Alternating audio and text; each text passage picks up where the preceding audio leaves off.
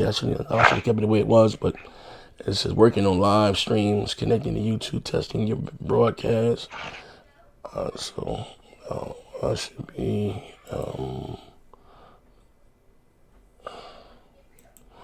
live. 1 second.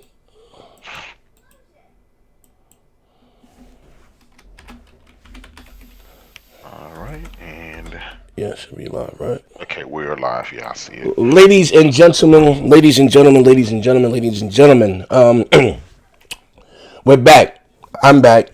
For those who don't know, I've been talking about for the last week, few days. I've seen that you guys know my PC was down.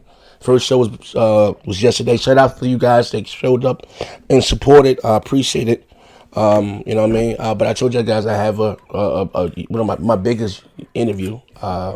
You guys know I'm a huge God of War fan.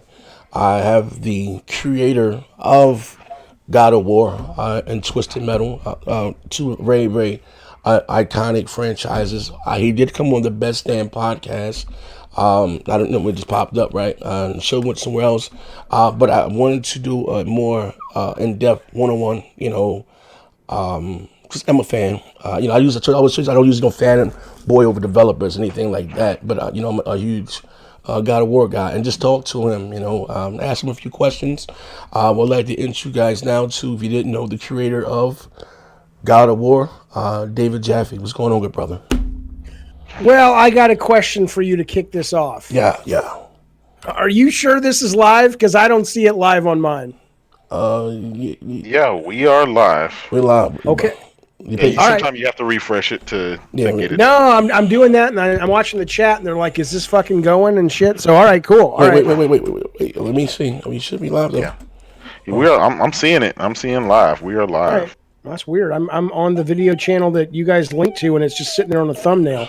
Click on his icon, and then you'll see the show pop up. Wait. What the hell? I'm looking. Wait, I think they're in the wrong. Wait, hold on. You might be right. Let me refresh it because I don't see nothing myself. Hold up. Let me refresh it myself. Hold up. This thing be bugging. I'm seeing the show live, and they're responding to me. Wait, it's the wrong. Wait, you know what? Maybe you sent a different link because I'm in a chat where people. Yeah. You know what? And that's the link that I have. You're absolutely right, David. Hold on. No, they got me at. Hold on 1 second. They got me over here. Wait, and this is not my fault. Hold on 1 second. See? Look at this. They got me. I think they had me live over here. Wait, no, I don't know what the hell. Send me the link to you guys. I don't know what the hell I'm at then. So when I click your link that is in the that you tweeted out, NXTGEN 8K 43 seconds ago. What? Yeah, you know what? It gave me. Hold on. I see where I'm at. Hold on 1 second. Hold on. You're absolutely right. Hold on, Kratos. I see it. It gave me the thing from yesterday. Hold on 1 second. Hold on. We got two different audiences. Yeah, hold on. I'm gonna drop the link for this one. Hey, Kratos, do me a favor. That link that you on right now. Put that. Hold on. Get that to me right quick. And okay. I'm putting it. Yeah. I'm putting it in Discord for both of you guys. All right. I'm sorry. Listen, ladies and gentlemen. I'm sorry about that. But there you go. All right. Hold on. Z and David, if you go into all right, there we go. Yep, that's working now. Okay, let me tweet that one out real quick. Okay, okay, hold on 1 second. All right, and I'm posting that link inside of the chat too, so you guys can go there. All right, wait, hold on. Okay, hold on. This is crazy. All right. Hold on 1 second, guys. Wait. I do apologize about that. It's okay. We got 107 people watching right now. Everybody else will move over. We are good. Stay where you are. Wait, hold on 1 second. Wait. You gave me the link. Right? No, yeah. Most name brand bars and body washes. Hold on 1 second. Listen. That's what I'm saying about PCs. You cannot touch nothing. I try to be professional, right? And set it up, and it's crazy. All right, you dropped the link in the Discord. Yeah. All right, hold on 1 second. Let me open this up right quick. Let me right-click that right quick. Copy that. All right, hold on 1 second. Hold on 1 second. Hold on. I got that's the title from yesterday's show or something in there. Hold on. Let me go here. Hold on. Okay. 1 second. But listen, for those, I'm gonna repeat myself again. For those of you guys that are here, again, I told you guys that I had to repeat myself. Some of you guys heard it. that I had a huge interview that I was doing, and and with but I didn't tell you with who it was. I didn't know. Like I said, because he didn't answer me quite. Sometimes you can speak things into existence before he gave me a yes. I started talking about I gotta listen. You gotta listen. I'm a snake oil salesman. I started telling you about it. Listen, I'm the world's greatest. You gotta come out. The world's greatest show on earth. I got a huge interview, and you got shout out again. I'm gonna introduce him properly now. You can just say, I have with me now the curator of God of War, Twisted Metal. For those of you guys that know me, I am a huge God of War fan. Even when I was more or less, how you say, quote unquote, an Xbox guy, I've always been a huge God of War fan. But again, I'd like to introduce you, David. Thank you for coming. We're gonna have some fun today, and one thing I've done, like your character yourself, you're gonna see I'm a character, my damn self, and everything's uncuffed. I'm gonna say this one thing. No more. I know, like I said, not normally don't like to not say a lot of interview with developers. They seem kind of stiff, like, and everyone gives these straightforward answers, and I never really look at those entertainment. Like you see, IGN reviews what's rare, and I never look at those as being interesting. They're not fun to me. For me, just now, I didn't even know you had a YouTube channel. You were even doing content, and me just sitting watching your shows, or putting them late night. A thing of mine. I listen like you're a character in yourself. So I like the fact that you can be, how you say, put your flaws on Front Street, and and not be a suit and a tie. So that's why I was again all about doing this interview. And so I'd like to introduce you to my audience. This is the creator of God of War, David Jaffe. How you feeling, brother? I am feeling good. I will tell you that the opening of this stream, I would say Don Matrick produced a better Xbox launch than the opening of this goddamn. I like it. Okay. But I'm glad things are. This is your version of Game Pass. You got a second chance. Yeah, you got a second lease on life. Yeah. I'm glad to be here. Good. Thanks for having me, man. Yeah. Okay. All right. Now, Kratos, do me a favor. As the room fills up, get shout everybody up because we still got people over in the other room. Definitely, we got this. Shout out to Wraith the Emperor. What's good? Spider-Man. It be a 886 Truo. That's a Toyota Corolla. What's going on? Ricardo Perez. What's good? One typical Latino. What's up? Hey man, you guys have the best names in the world. No Russian. What's good? None of your business. Heat Stevens, my man. Plus Ultra. Axel. Jersey Finest is back in the house. Tekken God Jets, what's good? Buck that, what's going on? Antoine, we got the finest in the house, the Mr. Insider himself. Viewmaster, we got who else? We got Daniel Lane, we got Fernando Perez, Daniela Lane, gotta be legend. What's good? What's good? SS9 Vegeta is always in the house. Who else we got? Wounded Puppet, Wounded Penguin. What's going on, man? What's going on? No Russian. T. Beckett, Stuart Stokes. Hey, yeah, they got me in Twitter jail. You know how that is. Tsunami. What's going on? None of your business. What's up? Yeah. Come on in, guys. We got Mr. God of War himself. Proto. Viewmaster. Tyler Canady. Welcome. Mike Larry. Who else we got in here? AJC, first time seeing this. Welcome to the show. Joe Henry. We got who else? Come on. 22. Hey guys, make sure you hit that like button. We got 200 people watching right now and only 50 thumbs up. If you like Z, hit the thumbs up. If you like David Jaffe, hit the thumbs up. If you want me to shut up, hit the thumbs up, please. Hold on, they're still over there. They actually dropping money in the other damn show. Hold on, bro. Hold on. We go. Wait, no, I got it. Okay, you do got you see it? Okay, yeah. We got the Ravenflow with the $2. Right. $2 for the legend himself, David Jaffe. That's what I'm talking about. Y'all, come on now. All right, they are on the right show. Okay, after they was dropping. Do me if I ask you guys come in. I might have to delete the other ones. Because they're still showing up there, and actually there are people dropping chats in the other show. I tried to do a pre rollout. I don't know, it was an issue between Streamlabs and Restream.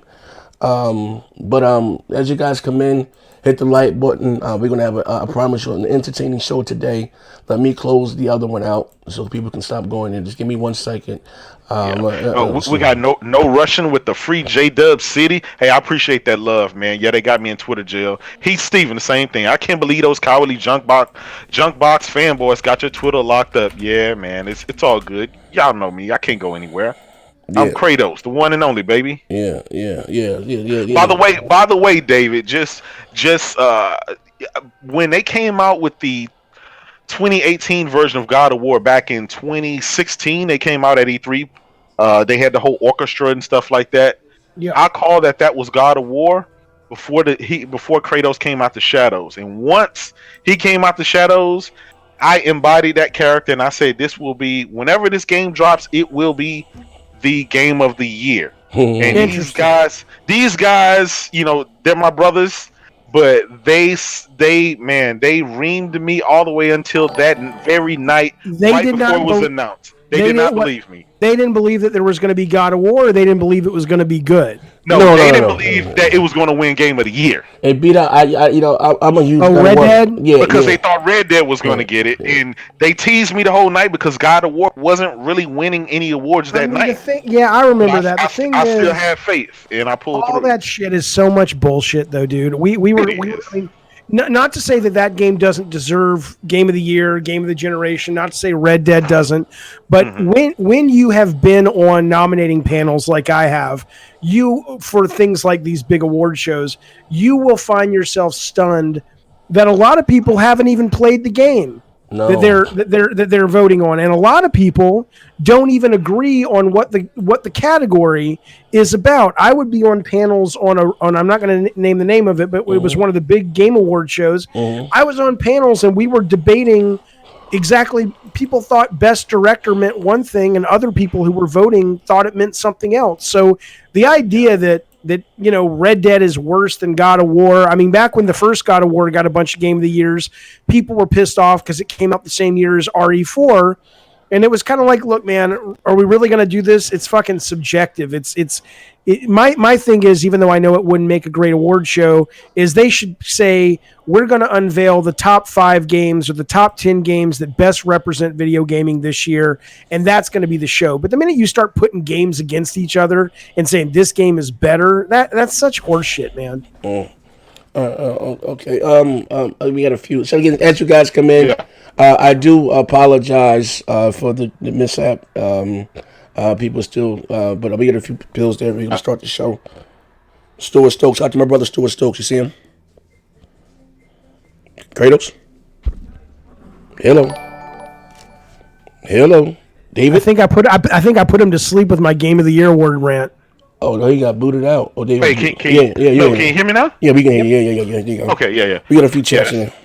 We got Stuart Stokes with the $5. 25 years of greatness, and I'm ready for 25 more. Z, sign that contract extension. Tell him again. We got AP the Shooter with the $5. Z, pound on chat was good. Yeah. David Jaffe, good looking on the creation of my favorite game of all time. Bots, leave your home. Niggas. LOL. All right. Yeah. Like I said, David, as you guys coming in, like I said, also hit the like button. We're gonna get the free messaging app jumping to.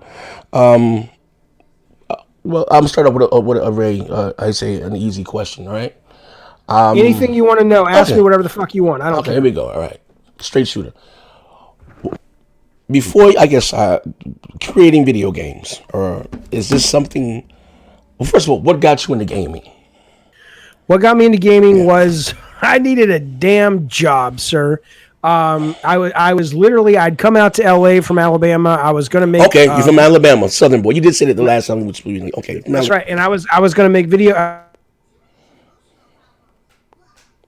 A couple of TV shows to major studios, and I thought just because you sold TV shows to studios, you were on your way. I worked with a producer who quit college, took all of his money out of college, and thought we were going to fucking move to Chicago to make a show I had sold to a group that was going to work with Oprah Winfrey on it. We thought we were going to be the next big fucking thing.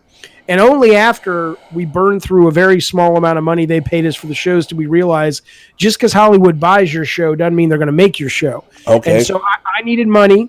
I needed a job.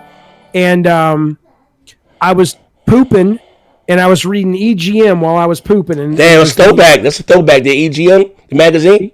That's right. Yeah, Electronic Gaming Monthly. Yes, that's And you can take a look. You can Google it. It's EGM with the Dracula Sega CD on the cover. Hey, Dave, you showing your age there. You showing your age there, brother. I don't give a shit. That's how old I am. All right. And so I'm reading it, and I'm like, holy shit! They make this game at Sony ImageSoft, which is in Santa Monica. Okay. And I'm like, well, that's where I live. So I was like, well, I needed work badly. I was burning through cash, and my girlfriend, who was soon to be my wife, she's like, dude, you got to fucking do something. So I called them and I said, hey, do you ever hire testers? And they said, we're hiring one right now. And I went in, I got the job. They offered me $20,000 a year to test video games. Damn. I was terrified that I was going to lose the job because it took me about 3 days to get through my first game, which was the Super Nintendo version of Hook, which was a great game. But the other testers were like telling my boss to fire me because it took them 3 hours, took me 3 days. But that's how I got in. And then once I was in, I just started applying the same kind of work ethic and creative process that I did to movies that I wanted to make to video games. And this was around the time that games were starting to sort of, people wanted more stories and characters and intellectual properties and shit. And so it just it was a good, merging of my sensibilities and where the industry was. And from there, we made our first game, which was Mickey Mania, and it took off from there. And that was on what platform? Mickey Mania was on Super Nintendo, Sega Genesis. So the best version was Sega CD. Oh, okay. But, and then right after that, they came and showed us a videotape. This must have been about 93 of what would become PlayStation 1, and we blew our fucking minds. And everything else since then has been on a PlayStation console. All right. Okay. Well, get me chat here, Kratos. Yes, I got it. Right. Shout out to Rice Eater 79. Man, you guys kill me with these names. Shout out to David No Filter Jaffe. You goddamn right. Colonius King with the $10. It's my brother. What's up? I was looking forward to this, Z. David is a real. Yeah. Facts. Yeah. And shout out to my brother Sony Prophet with the $5. Yo, Z and King Jaffe, can you guys talk a little about Sean Layden and what happened? Also, losing 2 creative directors on Halo Infinite effect. Hey, that's a good question, Z. Keep that in the back of your head. Okay, we can come back to that. Okay. We got Gotti360 with the $2. Good to see the homie Z with the killer interview. Facts. Yeah. Mr. and H with the $2. Yo, Jay, did the bots get you suspended? What's up, David? Yes, they got me suspended, but it's okay. I'll be back, man. Within a couple of days, I'll be back. All right. We got everything. Yeah, that's it. That's it. Okay. All right. Now what? Okay. So I'm gonna listen. I'm gonna come back to that question, but I'm gonna lead up to that, right? So you got your foot in the door. You were testing. Your old lady's looking at you, brother. You got to do something, right? He said, "Oh, love, no room. We can't live off love." Listen here, right? Then get your funky ass out there and get a job, right? Cool. Pretty much. Now listen, that's a lot of money to be a tester now. $20,000 back then. I mean, back in the day, it was. I 20 couldn't grand? fathom. I couldn't fathom they were going to pay me that to health insurance. Come into an office, get treated like a grown up for the first time in my life, and you're going to pay me $20,000 in 1993. That was amazing. My mind was blown. Oh, okay. But what I mean, okay, you didn't have to go to school. Listen, I'll give you. I always got the same. One of the guys I met over there at Microsoft. I didn't put myself $100,000 in debt just to make card games going around the track. I had to make. I'm an artist, right? There was no schooling involved, or you just. Are you asking me that? Yeah. Like what? Like. Well, I went out from Alabama to USC, University of Southern California. I was hoping to get into their film school because I wanted to be a movie director. My grades weren't good enough, so I got most of my degree in creative writing and an English major. But I never graduated because there's like 1 credit shy because I kept dropping this class, which I couldn't stand the teacher. And so there was absolutely no schooling involved to be a tester. No, not a test. I'm about just creating, like learning how to, making the game itself. I mean, at the time, there wasn't even a role at Sony called designer. They had to put us in a category called, I think it was associate producers, because we didn't even hire designers. It wasn't really a thing. Most of the game designs were done by the artists and the programmers at the time. Okay. And so it was I mean, now absolutely there is much more of a vocabulary, a way to study game design, a way to study video games, and I think there's value in it. But ultimately, nothing succeeds like doing. And it's even when I hire people, or when I hired people at Bartlett Jones, the guy who came in and got a design job at Bartlett Jones, I didn't give a shit if somebody had gone to USC, who has one of the best video game schools in the country. The guy who got a job, I don't even know if he'd ever been to college, but he had made his own app. It was his own game. It was already up on the store, on the iPhone store. Okay. And I'm like, that guy gets up every day, whatever job he has to go to, he puts the work in and he makes shit. Ultimately, when you're talking about game design in this day and age, can you go to school? Absolutely. Would it be cool? Absolutely. There's lots of cool things you can learn and expand your mind that makes you a better game designer. But end of the day, if you want to make games today, there's no reason you shouldn't. There's so many off-the-shelf programs, and back then we just didn't have those things. But whatever I had, which was a work ethic and tenacity and ability to pitch, and all the stuff I had learned going to school, writing scripts, writing movies, selling TV shows, all that stuff certainly helped me out in the early days of Sony. Oh, okay. All right. We got a few more bills there. You want to get that for me, Kratos? Yeah, we got it. Shout out to RPG with the $5. Good job, guys. Glad to see Jaffe on the stream. Thank you. Appreciate that. We got Cake Batters back again with the $2. Split this roll of quarters. We definitely will, my brother. We definitely will. Yeah. Okay, shout out to Cake Batters, my dude. Okay, so now you also you because most people, the consensus of Sony entering the gaming realm is the partnership between them and Nintendo falling out, right? There was they were making the disc drive for them, right? So you're saying that Sony had their hands in gaming behind the scenes before that. Sorry, I apologize. I kind of lost the thread there. So Sony and Nintendo Okay. The consistency, because you're telling me something that I didn't know. The public says that everyone knows that Sony and Nintendo were going to do a joint venture in the console, right? They were supposed to make this the disc the DVD attachment for whatever their console is, right? Something fell out. But what you're telling us, I didn't know. You're saying that Sony had their hands in gaming behind the scenes before then. No. What I'm saying. Well, oh yeah, absolutely. So Sony through Sony Music had a division called Sony ImageSoft, and Sony ImageSoft was created to exploit the connection between music and video games and the movies. So Sony ImageSoft, for the most part, made a bunch of horrible video games based on pretty bad movies, like Last Action Hero, Cliffhanger. Dracula wasn't a bad movie, but it was a bad game. And so Sony was doing that before Japan came in with PlayStation and said, hey, the Nintendo deal is falling apart. Ken Kutaragi has invented this thing we're going to call PlayStation, and we think Sony ImageSoft should be involved and help us make some games. And that's really what kicked that off. Yeah, absolutely. All right. Like I said, hey, we learn something new every day. And again, the public consistently, I didn't even know, bro. Check it out, that Sony were making, how you say, soft porn without the money shot. How you say, straight dumpster juice, right? And they knew. I just thought their first introduction to gaming was the falling out, which led to be major. We're going to talk about that too. Hold on, before I get this, Kratos, see the other bills there? Yeah, we got the Ruan with the $10. Yeah. He said, "What's good, Z and panel?" Yeah. Hold on 1 second, Maya, turn that down, please. The falling out between Nintendo and Sony, right? What led to the PlayStation 1, right? I'm gonna give you his. Hey, David, I've not always been a law-abiding man. I'm gonna say that. I'm gonna leave it at that, right? Without incriminating myself. I've always been a gamer, right? But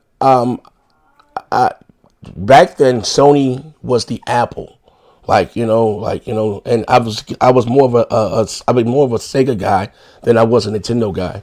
So me walking into I think it was EBX Games or something, I didn't even know Sony was making the console, PlayStation, and I see the PlayStation there, and I see they had the Sega Saturn. I just picked up the PlayStation again because they were like, you know how huge Sony was back then. Like they were, huge. Like if you think Apple is big now, Sony were bigger than that back then. Like they had the name. So I picked up I went and got the Sega side later on, but I picked up the PlayStation, which I think $300. It was Load Runner, not Load Runner, Load something that they had was Tekken, Battle Arena Toshin. I bought a few, Oh yeah, Toshinden and what was the fucking tank game they had that Battle Rigs or something? Destruction Derby, Ridge Racer. So it was about. That's right. I bought. Listen, I mean, I had, money went issue. Assault Rigs is what it was called. There you go. Okay.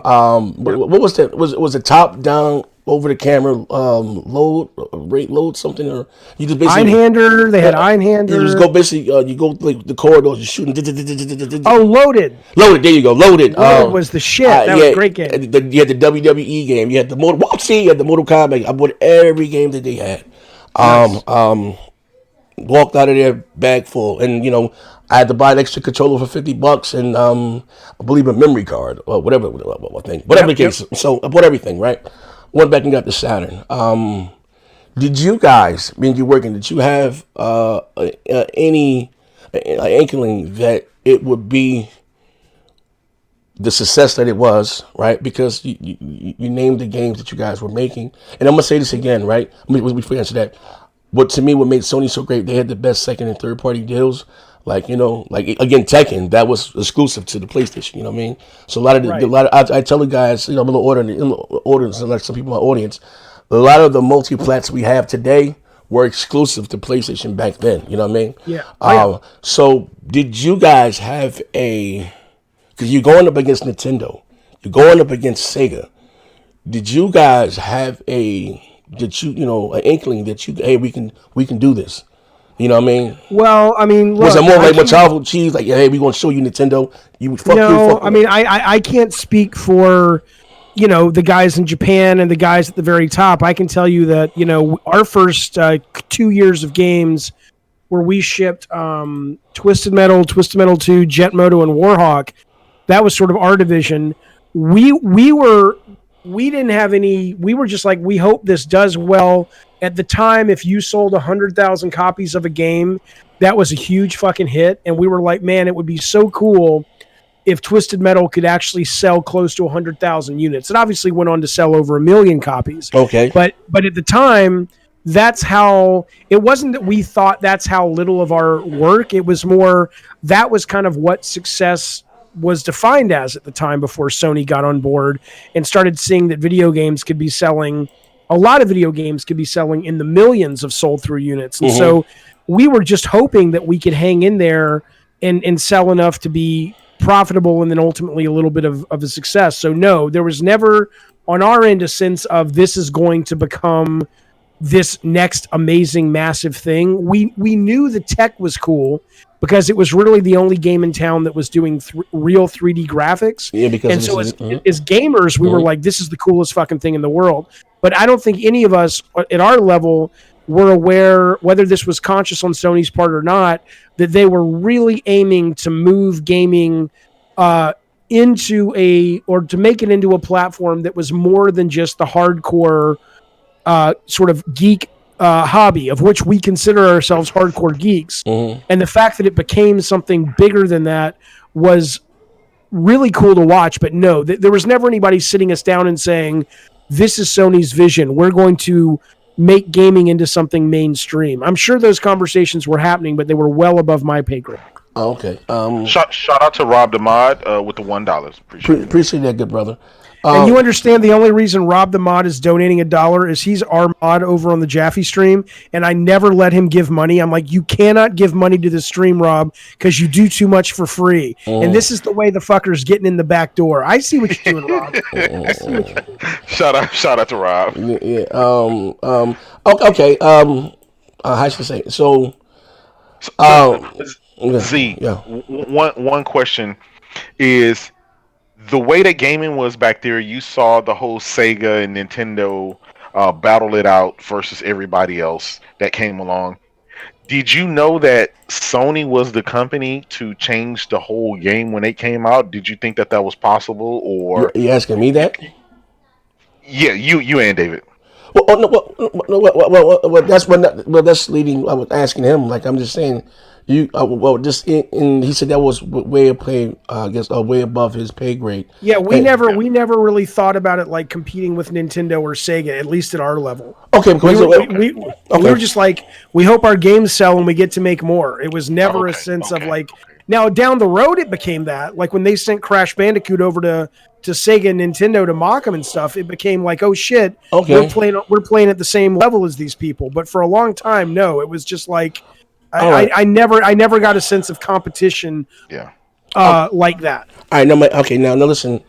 Now I'm gonna ask you. I'm gonna ask you some of the questions, right? And me, like I said, I always have this saying that I've grown up with Nintendo, but Nintendo hasn't grown up with me.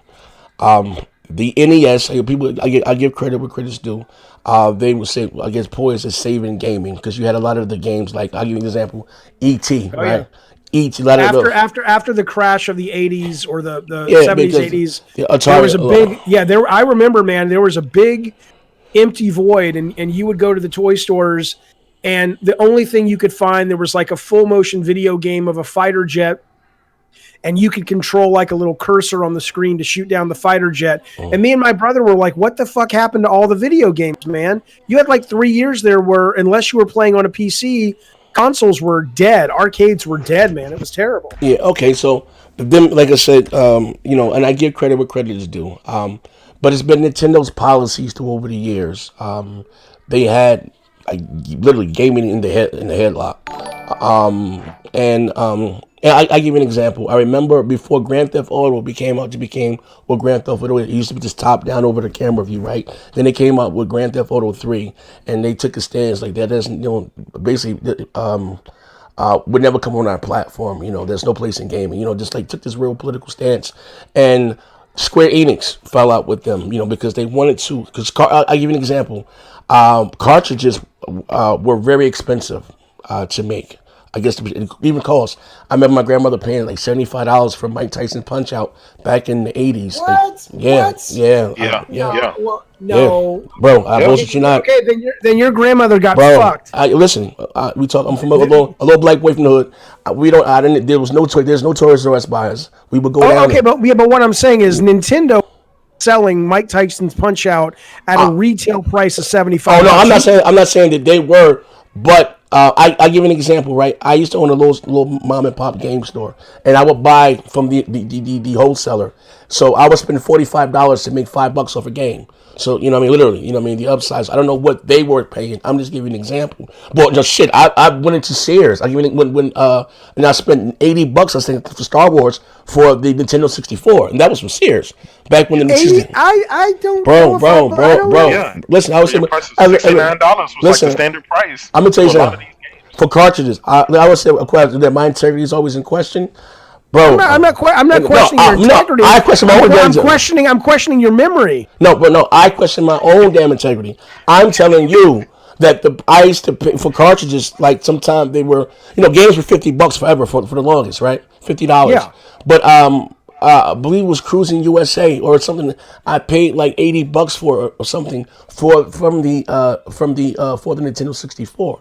But that's not where I want to go with this. But because Square Enix, who made the iconic franchise of Final Fantasy, right? They were more or less in bed with Nintendo, and the rumors, I don't know if it's true. Maybe you can speak to this. One of their falling outs that they wanted Nintendo to go in the direction of discs, right? And they choose to stay with cartridges. Do you know anything about that or no? I mean, I heard the same stuff that you've heard, but in terms of, and I kind of remember now that you're bringing it up, I kind of remember there was that kind of mandate almost from Sony saying, if it's going to be on our box, it's got to be in 3D. That was I do remember that. I do remember that, but I don't really remember. And I remember Square Enix kind of falling out, but it really wasn't. It wasn't so much on our radar as much. Because we were first party, so we had to be on disc and we had to be 3D because that was how they. That was how they were able to sort of differentiate their box from somebody else. Okay, but before we get to the bills, but what I'm saying is this: that you being making games, being a game developer, Were there things that you can do on disc back then that you couldn't do on cartridges, as far as the graphics rise? Oh, I see. Well, I mean, honestly, the main thing back then that a lot of people used it for was video and Red Book audio. So it was like great quality symphonic sound and things like that. And you could kind of fit some more stuff on the disc. But to be perfectly fair, there wasn't. The N64 had some advantages over the PS1 and vice versa.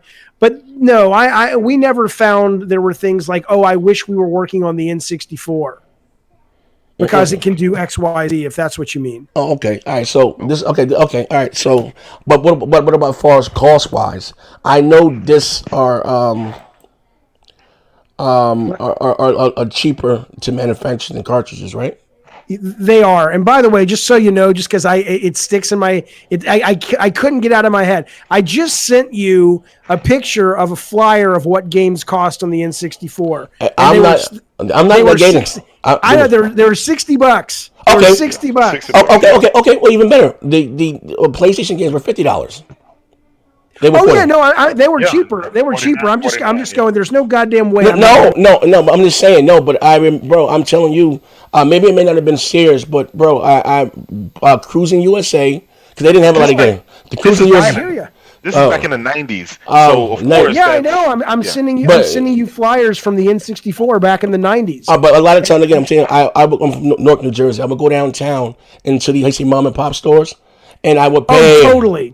You understand what I'm saying? Yeah. I would pay, but if I'm, Star Wars, they had Rogue Commando, like $80, and Killer Instinct. Those games were like $70, $80. You know what I mean? And even niggas going into, like I said, with EB Games or something, those cartridges costed more. Well, the games costed more than PlayStation 1 games. No, you were regardless of what the cost was, you're absolutely right. Disc could be pressed and made for a lot less money than cartridges. They could also be created, if I remember correctly, a lot faster. Yes, sir.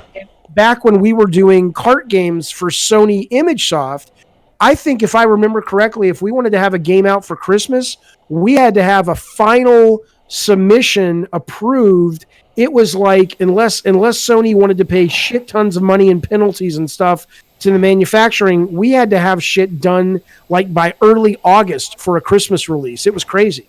Okay. We got to get the bills here. Got to pay the bill. Yeah, we got to pay the bill. Shout out to Gamer O'Malley with the $10. David, what do you think about Xbox leaning so heavily into the Fortnite-esque looking IP, basically cartoon graphics, IP that lacks graphical fidelity, textures, built for streaming plastic? Does the contrast with PlayStation quality hurt them? So I think that honestly, gamers, there's what I have found is there's a couple of different types of gamers, right? There are the people who only are interested in games that are kind of like the version of Marvel's Avengers, right? They are the big budget, photoreal, $60, and they want it to just show off their 4K TVs, surround sound, all that. Those gamers are only going to be happy with the latest and greatest from Sony Santa Monica and Naughty Dog, and that's great. Sony has done wonderful serving those gamers, and they will continue to do so.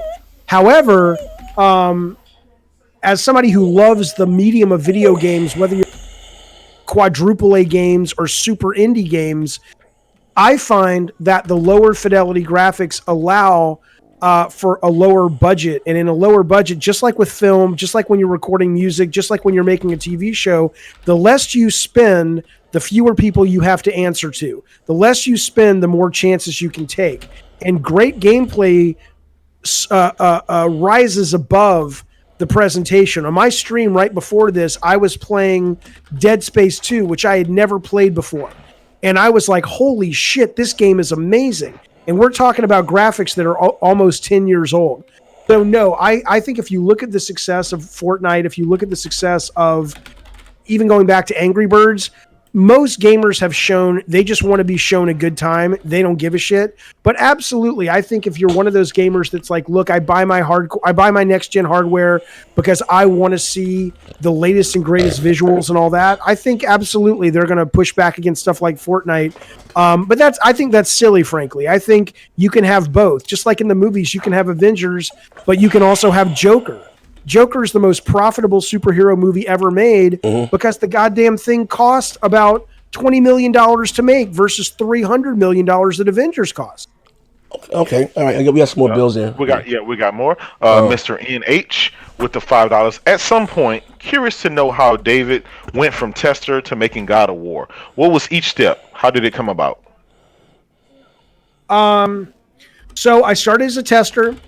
Again, let me tell you before I get to this, the thread that you will hear throughout all of this is tenacity and willing to put myself out there. I had guys who were testers and assistant producers who were like, they didn't want to poke their head out of the fucking cave and take a chance because they were worried. I guess, I don't know, what if I fail? What if someone laughs at me? Whatever. And it's like, dude, who gives a shit? If you want it, go for it. And so I had heard, along with a design partner, that Disney was coming in because they were looking for a developer to make the Lion King game and a Mickey Mouse game. And so we're like, fuck it, let's work late, let's come in early, let's put a pitch together to Sony, to Disney, and that will help us with our career. Disney showed up, we got Mickey Mania, we suddenly were designers. Then we heard that, there was 3D gaming. We're like, fuck it, let's put a pitch together for 3D gaming. It's basically every single time an opportunity existed for my career and people I worked with, it was because we stood up and said, we want to put the work in, we want to put the effort in. We're willing to sort of go extra mile after extra mile. You may or may not be surprised to find that most people just show up and collect the paycheck. And that's fine, totally fine. But if you want to take advantages of a resource of a company like Sony, which I did, it was basically about continually raising your hand and go, I'll take on that shit sandwich. I'll take on that extra work because I want a chance to sort of play in the playground of Sony. So it basically was one opportunity after the other of making opportunities for ourselves because we wanted to play. Okay. That's the last one, only one. Yeah. Yeah. Okay. I ain't winning. Okay. And also, I'm sorry, but the people who have a problem with the bot, I had to disable them. I had to get that working down. Good. Yeah. Okay. Hey, don't forget to give me that. I'm sorry. I'm about to get it to you right now. Okay. So, all right. So, how should I say this? Moving forward, when did you guys realize that the PlayStation was the behemoth? Like how you say the behemoth, or like, we got this shit in the bag. You know what I mean? When did you guys start smelling your own shit around there? You know what I mean? Smelling yourself. How far? Because again, look what you guys. Listen. Look what you guys did though. You took on. I think at that time, maybe the Sega, the Genesis, maybe sold more than the Super Nintendo. But you guys took on Sega. You guys took on Nintendo. Atari's no longer there, right? They're gone. Right. They had put out the Jaguar, but it wasn't. Yeah. Panasonic, even Panasonic threw their hat in the ring with the 3D. That's right. And I mean, it was pricing too. This shit was ridiculous, at the time. Yeah. For the time, but don't get me wrong, what it can do, for as technology wise, was much better than what the Super Nintendo and stuff can do. But when did you guys realize, like, hey, we got this? Like, we are the you can't. It's hard when you say you guys. I don't know if people like Mark Cerny and Shuhei Yoshida and those guys. But you're still, you're part of the I know, but my perspective is very different. So those guys probably were absolutely looking. And for them, they were in a race against Sega. They were in a race against Nintendo. I was in a race against, can we break 100,000? Sweet. Can we break 500,000? Holy shit. Can we break 1 million? And so I was only aware of us, quote, beating the other consoles in as much as it meant, okay, I'm going to get to keep doing this because Sony's not going to lay everybody else off because this is going to tank. So, I mean, certainly by the time we got to maybe the Crash Bandicoot era towards the middle of PS1, and they were sending out a guy dressed as Crash, with a megaphone to mock the other companies. It was like, oh yeah, okay, I guess we are quote fighting these guys. But it never really felt that way. I mean, you work with these people, you want everybody to succeed. Sega was literally just down the street. We were cross-pollinating in terms of people we were with. So I'm sure people at the higher levels were like, we have to beat Sega's numbers or whatever. But for us, it was kind of just more like, oh shit, we did better. Like the first time I even remember going, oh shit, I hope we're not in trouble. I hope we get to keep making games, was Sega Saturn was on the ropes, and they did this amazing Christmas bundle that was like Virtua Cop, Virtua Fighter, and Virtua Racer. And it was like, shit, I've never seen a bundle that good. I hope that Sony is able to sort of counterpunch that, because I don't want to basically have to go get a job somewhere else. I'm having so much fun making games here at Sony. So, but that was the first time I even really noticed it as sort of a, oh shit, there's a real competition happening. But we just didn't really pay attention to it as much as it sounds like maybe some people did. We could get the bills there. Yeah, my boys. Yeah, we got them. Okay. Show one with the $2. Shout out to you. Is Dark Vader on this stream? Hey, listen, man. First of all, I know. I'm sorry, I lost my voice. I'm a little sick. But do I sound clear though? Because it was a problem with my mic. Yeah, you good. Okay, all right. That's the most important point. Okay, but okay, we there too. Let's see what we got. That might be it. I'm not seeing anything. Okay, I'm sorry. Okay, all right. Listen, here's okay. All right, so I read Mr. NH. All right, so I don't see anything. I don't worry about it. Okay, I'm about to give you the link to right now. All right, so and being like you working, you guys are competitors, right? In your opinion, what missteps did Sega make? I think, in my opinion, I think they released too much hardware in a short span, instead of them just moving the generation. I mean, they went from the Genesis to the Sega CD to the 32X and then the Saturn. Was just like too much hardware in a short, amount of time. You know what I mean? And gaming is much bigger now than it was back then. But in your honest opinion, or what do you think the competitions, or what do you think they did wrong? Well, I mean, I think first off, the Sega Saturn simply couldn't compete because it really wasn't a 3D machine. And the minute you put out the 3D machine in PlayStation, and that becomes you're telling me something new now. Okay, all right. Like, as far as technology wise, it couldn't do what? No, I mean, not really. I mean, they had pseudo 3D they could do pretty well. Like, if you remember the game Bug. Okay.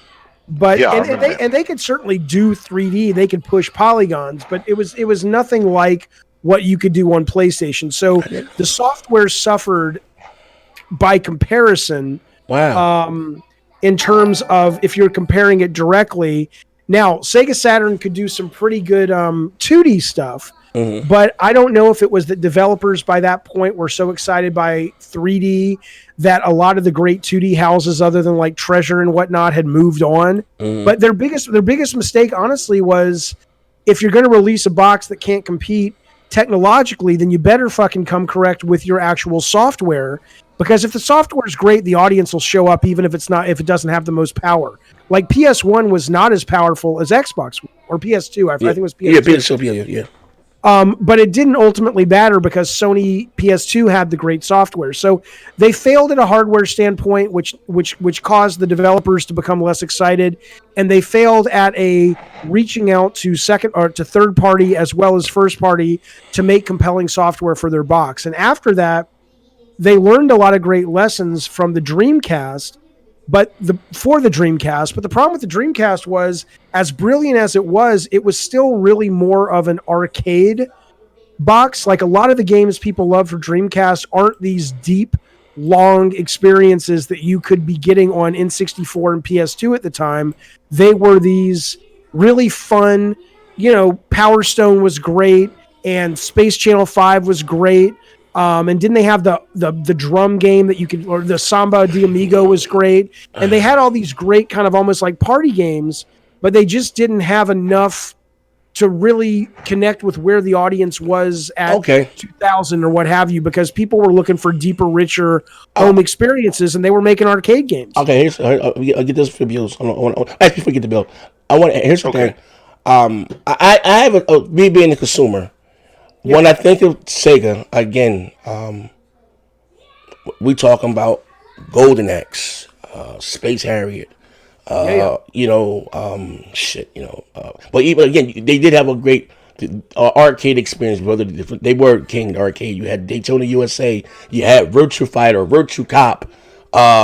Shit. To me, in my opinion, where the misstep was with Sega is when they lost EA, because this was when Madden and Live were bigger than Call of Duty and your Fortnites are today. And you guys, even though I believe it or not, I preferred Sony's football better, Game Breaker game with a game day over at Madden. A lot of people did, yeah. It was a better game. When they lost EA, and don't get me wrong, in hindsight is 2020. The 2K that you guys love now, Sony used to own Visual Concept, whatever. That was theirs. Like, let me say, I'm sorry, was theirs.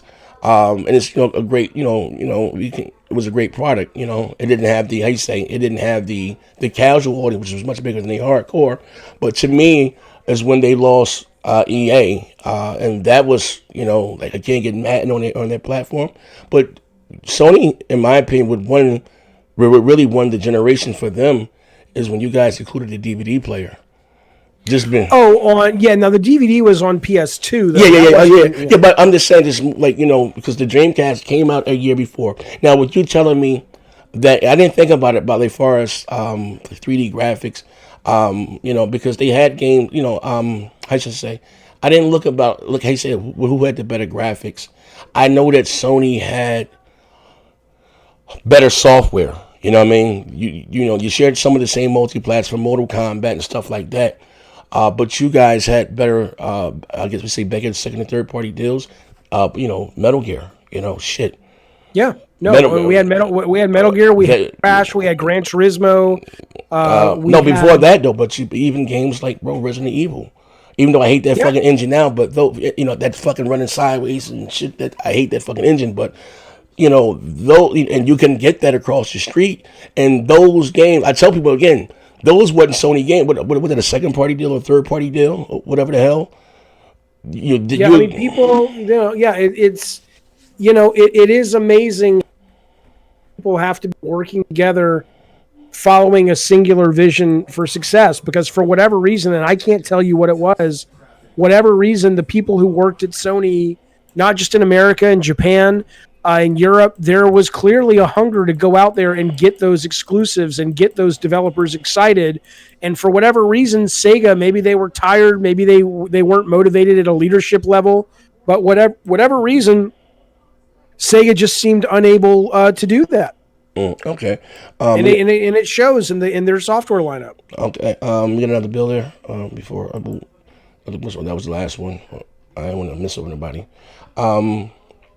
Okay, so then you had the what do you say? The PlayStation. I'm sorry.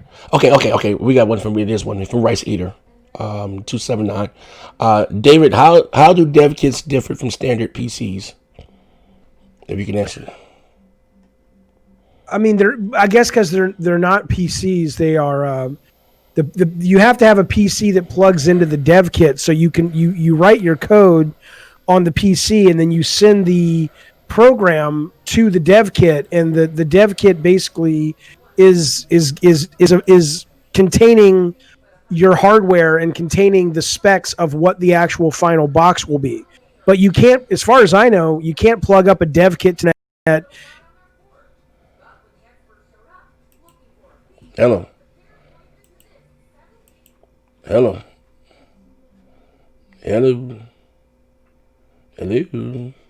Did I lose you? Yeah, I lost you. Say it again, bro. Everything went out. I can hear you. Can you hear me now? I can hear you now. Yes.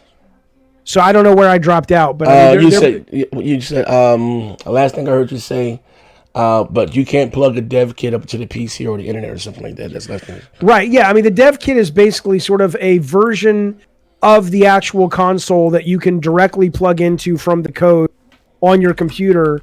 To run it like the actual hardware when it ships will ultimately do. So it's just not a PC. Mm-hmm. Okay, all right. Well, that was his question. Okay. Okay. I guess again, you said software they couldn't compete, and I didn't think about far as graphics. I just knew as far as from a consumer point that so PlayStation had the better software. Were you guys worried? I think I say you guys when they launched the Dreamcast before the PlayStation 2. I was worried. I've told this story the other day on my stream. I was sitting up. The way E3 used to work is they would have the ground floor where all the games were, and then if you worked, say, at Sony, you could go up to the top of the Sony booth and you could eat lunch there and have meetings. So Tim Schafer and I were sitting up there talking about, I think it was Psychonauts at the time, and we were looking over at the Sega Dreamcast booth, and the games they were putting out for Dreamcast for a trade show were brilliant. They were wonderful because they were pick up and play. You understood them. I mean, they were arcade games. They were party games. And we saw how much fun people were having over there. And then we were just looking, the PS2 hadn't even come out yet. And I think Dreamcast was going into its second Christmas. And we were looking at games that were coming out like it was the first, what's the big fucking Warriors game that Koei put out for the first time? Dynasty Warrior? Right, we were looking at Dynasty Warriors, and we were looking at games that just really weren't very good. The launch lineup of PS2 wasn't very good. Oh, it was shit. It was shit. And we were just kind of like, oh, we're fucked, man. Yeah, it was shit. So we definitely thought Dreamcast. And Dreamcast, I'm looking at your chat, Dreamcast is amazing, but it just wasn't an amazing home console given what people were doing on home console at the time. And so we didn't know it, but we had no reason to be worried. But absolutely, that E3, it looked like, holy shit, Sega has this in the bag. But what we didn't realize is just because a game plays well at a trade show does not mean that the game is going to do well at home. It's like if you play Disco Elysium, or if you play a great RPG, those games show terribly at trade shows. But they're some of the best games ever made. It's just that those are games that are meant to be played by yourself, lights off, Sunday afternoon, headphones on, and you're getting lost in the world. It's impossible to do that waiting in line for 2 hours for a chance for a 30-minute demo of Final Fantasy VII Remake. It just doesn't work at a trade show level. Okay. And like I said, let me go ahead and get Rice Eater. We got him. We got him. You came back. Okay. Okay. Who I think that's it. So again, what wanted for you guys was the inclusion of the DVD player. That was my first DVD player, right? My PlayStation 2. Yeah, it certainly was a help for sure. And again, your competitor didn't have that, and still you guys had still great second and third party relationships going into the following generation. You working for Sony, all right? Did it become like a competition? I guess within that, what was Sony first party studios at the time that they had? When I got everything up. Okay, I'm sorry. All right, I said you weren't. All right, I working for Sony. Okay, I said, I said with one the generation to me, one of the things were the inclusion of the DVD player. But I said before that, going like I said, Sony had great second and third party relationships with the industry by then. The PlayStation was the media darling, right? Right. It could do no wrong. But as far as internally, as far as studios.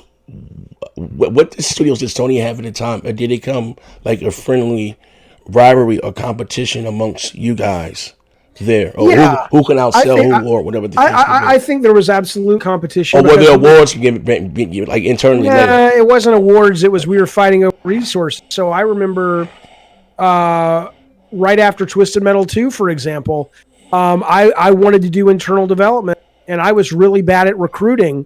In terms of hiring great programmers. And we had a game that was being developed internally, and it was troubled, but there were clearly a lot of great programmers in it. And absolutely, I was rooting for that game to get canceled so I could swoop in and take the programmers. And then, as I was 24 years old, I was desperate. I didn't realize how shitty a thing that was to do. Hey. But I was just kind of like,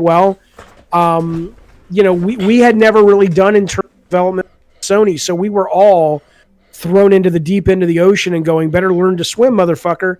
And even though I had success on the Twisted Metal games with the guys out in Utah, it was my first internal development, and it was trial by fire. So, I mean, there was competition for resources, but Not, not other than that though. No, I mean, Sony is, from my experience, um, to this day, Sony is a company made up of genuinely good, honest people. If you look at Alan Becker, who ran Sony Santa Monica and Sony Japan for a while, and Shuhei and Sean Layden, I don't know what other companies are like. I don't know how nice and genuine and trustworthy those guys are at Xbox or at Nintendo.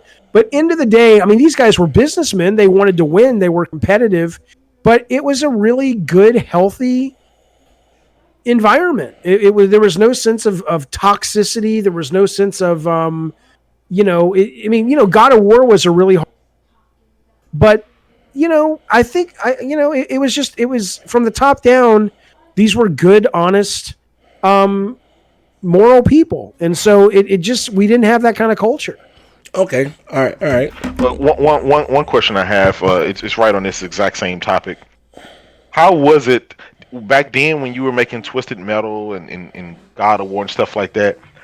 How big do you think your studio was as far as the big behemoth within the facility versus a digital polyphony? As far as trying to get resources, like if you guys trying to get resources to get a bunch of money for this game compared to these guys over here, digital polyphony, the Gran Turismo guys, how would you have compared? We were successes. We were profitable, but Twisted Metal. If you're talking specifically about Twisted Metal, that series has always been very successful, or at least for the longest time in America.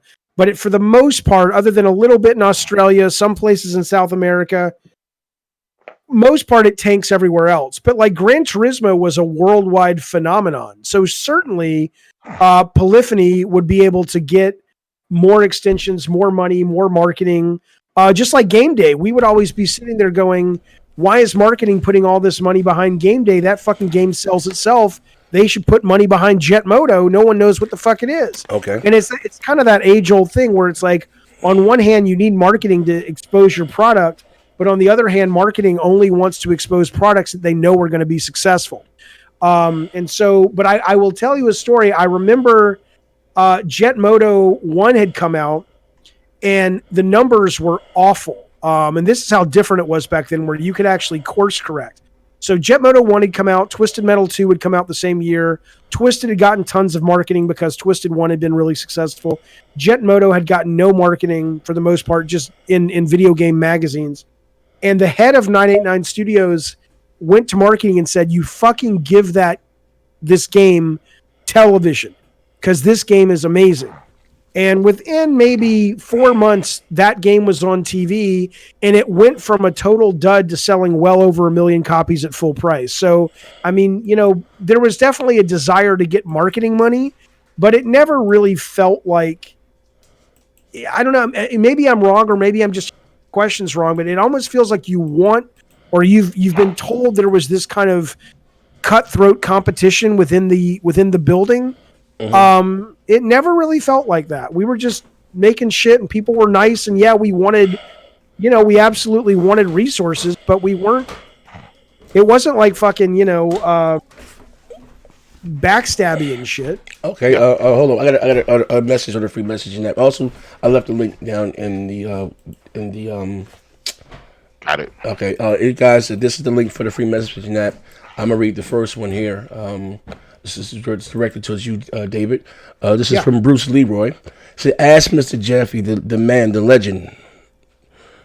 I'm bugging. He say all that shit there, but anyway, he said ask Mr. Jaffe if he feels Sony will go day and date with Game Pass. Now listen, we're gonna get into that too.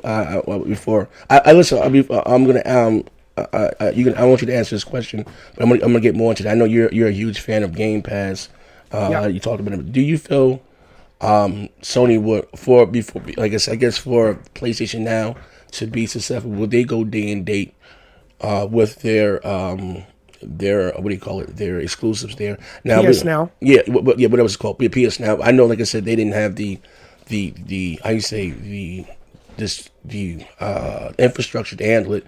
Right now, I think is at 5 million. They can only handle the capacity of 5 million, or without crashing the network. I guess now that's why they may be doing the deal with the Resort or whoever the hell they're going to do the deal with to handle the server stuff.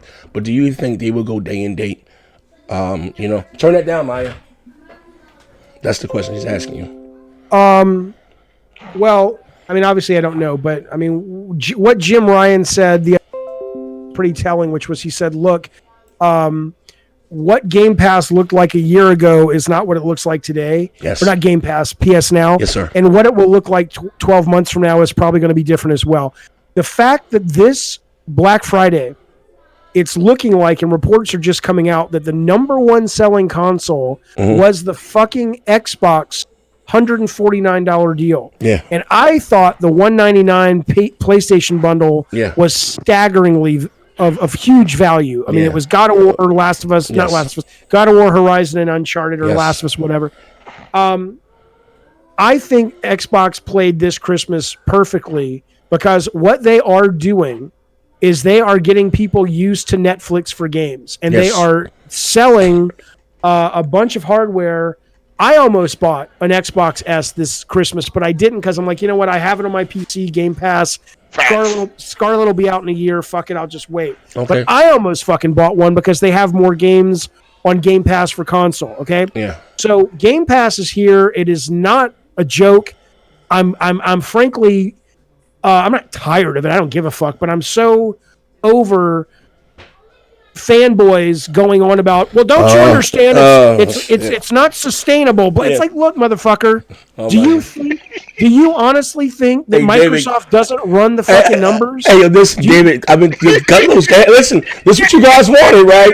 I told you. Let me finish my answer. Cut loose, David. Get cut loose. Go. Get him. Okay, so do you honestly think that Microsoft hasn't run the numbers with their marketing people, and they're going to greenlight a giant production like Game Pass without running the numbers and going, we have a path to profitability? Tell them, David. Okay, so assuming, let's for the moment put the fact that it's not sustainable off the table, because you're just talking out of your asshole. Yeah. Nobody knows that. You don't know their numbers. I don't know their numbers. But let's just assume, give them the benefit of the doubt, and assume that they wouldn't have launched a multi-million-dollar project without a sense of daylight when it comes to profitability. Okay. At that point, the question is, how important is it going to be next generation? I think it's going to be hugely important next generation. Okay. I think it's going to make all the difference. Okay. But here's the deal. Only a fool would look at, now certainly this generation, Microsoft has done a relatively poor job on their first party software. Yes, sir. They have made a lot of changes, and hopefully those changes will bear fruit for them when it comes to acquisitions. We're kind of seeing that in Outer Worlds. Obviously that wasn't done under Microsoft. That was sort of a nice thing that they were able to pick up. Yes, sir. But end of the day, what I think is that Sony is going to end up in a place where they are going to have $5 to $10 million games that are made specifically to drop day and date on PS Now, because they are going to have to answer the day and date attack from Game Pass, because it is so powerful. When I can get Blair Witch, when I can get Outer Worlds, when I can get Halo today. Halo fucking came out today for the fucking PC. 5-6 fucking games of Master Chief, and I got it for fucking free for $4.99 a month. Okay, they are going to have to answer that. So I think they're going to answer it in a couple of ways. They're going to answer it by just like what Netflix does with House of Cards, Stranger Things. They're going to answer it by saying, we're going to start making exclusive, less expensive games that are still commercial, that launch day one on Game Pass. And then we are also going to launch, not Game Pass, sorry, PS Now. We're going to launch a version of PS Now that mixes PS Plus and PS Now. And those games, our first party games, will be on PS Now within 6 months. So God of War 2 comes out 6 months later. You can be guaranteed it'll be on PS Now. If you don't have the PS Now Premium, you're going to end up having to wait 9 months, 12 months to get it. So I think that's where they're going to go. Okay, you're giving them that far. I'm not giving them that far. I say day and date. And just like again, just for me doing this, I met a few people. Like I met you, right? Met a few people, and you have so many different companies, EA, Ubisoft, and you still see the same 10 games in the top NPD. But we talk about recurring income, and I think not a lot of times the fanboys get caught up in the, oh, it's sold $25 million and whatever the case may be. It's all about the money. It's always about the business. You know what I mean? And again, game. And I keep telling people again, I think Game Pass got shit on it because of Microsoft shitty first party titles, and they're only $1 games. You know what I mean? But it's you spoke highly of it before. There's a lot of shit in Game Pass. You know what I mean? And it just be in business and have to competing right now. You also said something very telling. Well, Microsoft does a horrible job at managing. That's stuck in my head, David. Now that may be getting better. Yeah. But for a long time, the word on the street amongst developers was that they micromanage. Yes. They don't let developers do what they're supposed to do. Phil Spencer is talking the talk right now. I'm assuming he's walking the walk. We'll have to see. We'll know sooner than later. Yes. But absolutely, that was their reputation for a long time. But when you hear Phil today, he's saying very different things. He's like, look, we hired you guys to make games, to do what you do. We acquired you guys for that. Other than some crazy shit that you might want to pull, we're going to get out of your way. They just gave In Exile 6 extra months to work on a fucking top-down RPG. So clearly, they look like they're starting to make some changes. And look, I hope they do. I'm a goddamn grown-ass man. I'm not 12 years old on a playground. I don't give a fuck who wins the console war. I want to play games, goddammit. I can afford... I have... It's dumb. It's dumb for anybody to care. They're fucking video games. Okay. You can't afford both boxes. Go get another fucking job. It's bullshit. All right. Okay, David. We gotta pay the bills. Before we pay the bills, I got one statement. What do you think? Right. We all know that Game Pass is a great service. It's a great value. What do you think about Microsoft walking back and not delivering the numbers? First, they said they bragged about the numbers, and then once the numbers stopped looking so hot, then they started talking about you gotta be more specific. What are you talking about? Consoles and game sales, and then they talked about how user engagements will be the way that they gauge success, and then they walked back the user engagements once they weren't there. So now it's a hush and silence on any numbers. They don't talk about any. Are you talking about Game Pass? No. Consoles, I'm talking about consoles, games, even user engagement, such as how many people consistently play these games, and even Game Pass. They don't even release the numbers for how many Game Pass people they sub to have. Game Pass anymore. Well, they did. They said it's over 10 million people have Game Pass subscription. Yeah, that's what was, again, a lot of this stuff is not reported by Microsoft. Hey, Chris, what the fuck are you talking about, Kratos? Hey, I'm trying to hold the line. I gotta hold the line. They paid money for me to hold the line. Well, okay, but wait a minute. I just want to be clear. Xbox has come out and said they have over 10 million subscribers to Game Pass. Okay. That's an Xbox quote. Okay, Microsoft. Phil said. All right, pay the bill right quick. Okay, so I gotta pay the bill. I apologize for David. I apologize for Kratos. He's the biggest Sony fanboy. Again, David. These guys spend money, and therefore I don't give a shit. I'll talk to anybody. I don't care. All right. Shout out to Sony Profit with the $5. This is for David Jaffe. I told you my wild pony's about to break them legs. He said the sad. Your mic went out. You dropping out.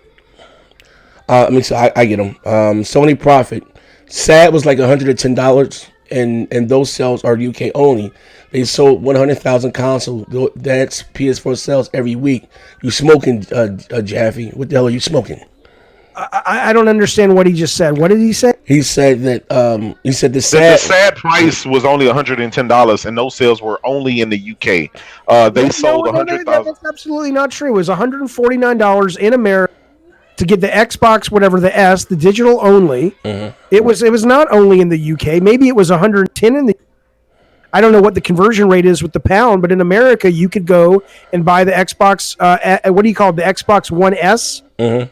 You could get that for $149. Absolutely, you could. The sad edition. Yeah, but that's what but he said it did $100,000 in the UK. Sony does that shit every week. But Well, I should not. Dude, the ultimate. What's this guy's name? Sony Profit. Sony Profit. Sony Profit. What do you fucking care? Who gives a shit? Hey, he's a prophet, David. He's a goddamn prophet, David. Have some respect for the prophet. Look, if he's a goddamn prophet, then you should be fucking secure in your profiting abilities and shut the fuck up. Oh shit. And let me tell you something. I got somebody else in your chat going, "What's Jaffe talking about? 10 million subscribers." I'm going to put a link up right now. Hang on. 10 million. It's called shit. Google, motherfucker. 10 million Game Pass sub. That's all I got to type in. Here we go. Yeah. Here we go. This is from May, by the way. Okay, so this is from May. Here's the source. I'm going to put that directly in the chat. And I share it. I'm going to type something in the chat so I can make you an admin so you can drop the link yourself. Right, hang on. I'm trying to... I want to get you a good one. I want to get you one that like that's reputable. Listen, but you know what? Like I say to them all the time, you know what I mean? What it is, David? You look at it from a different perspective than a lot of these guys.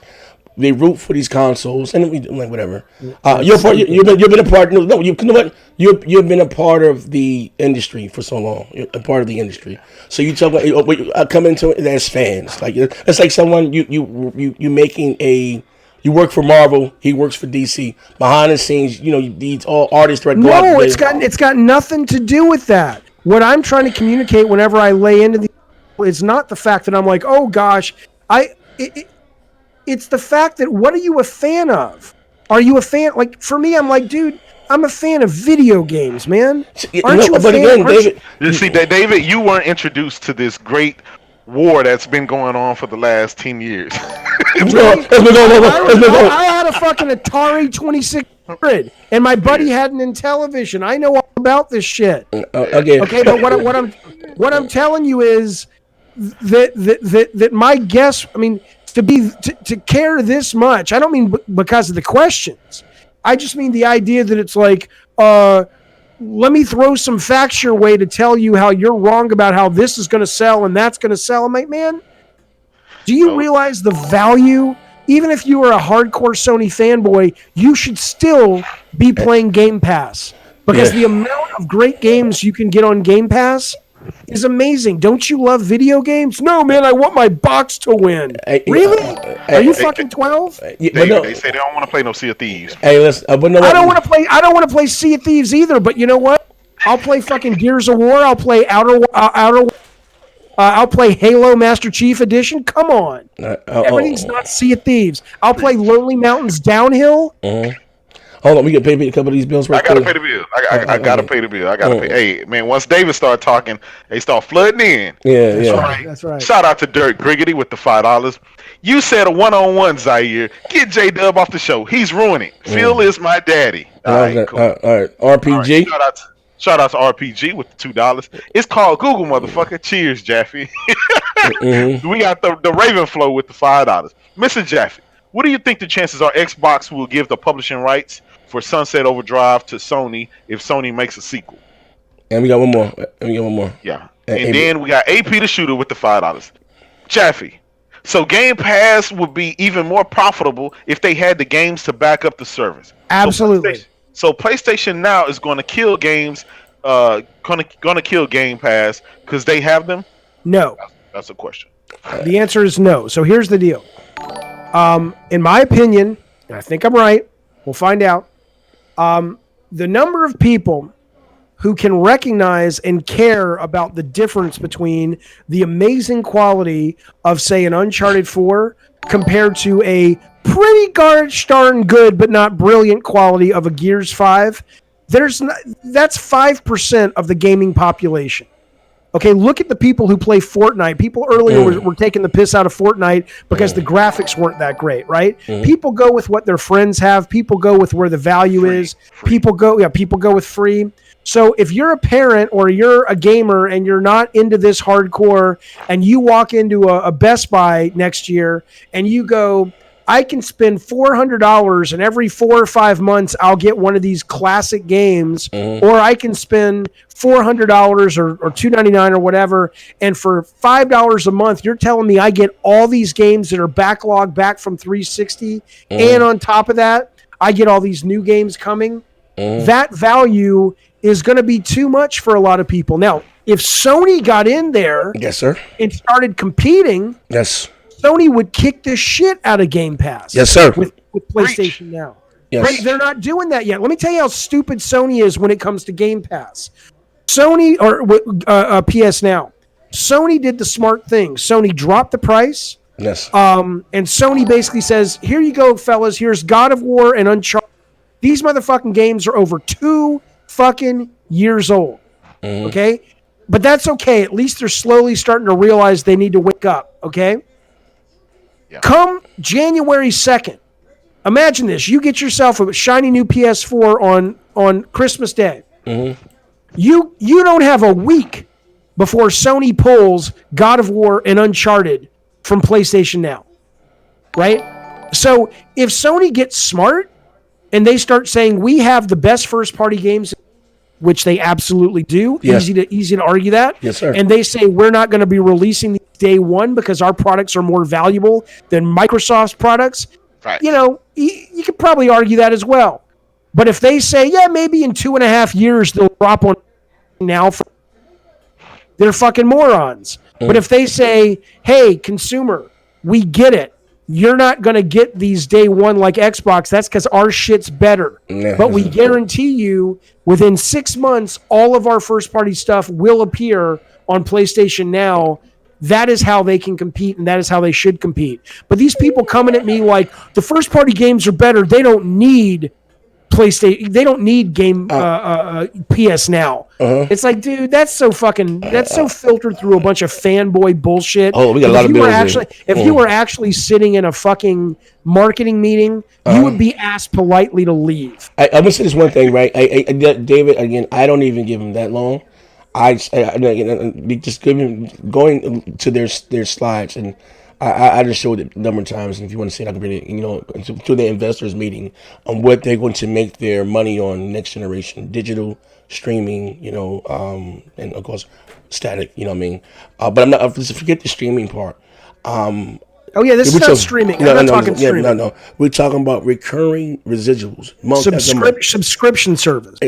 They will make a lot more money. And again, I'm talking to somebody from EA, right?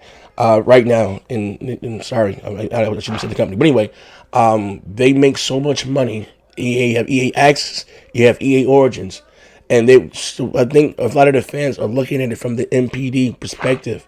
You know what I mean? And I guess and the quality of the games that Microsoft had, they were shit games, the first party, right?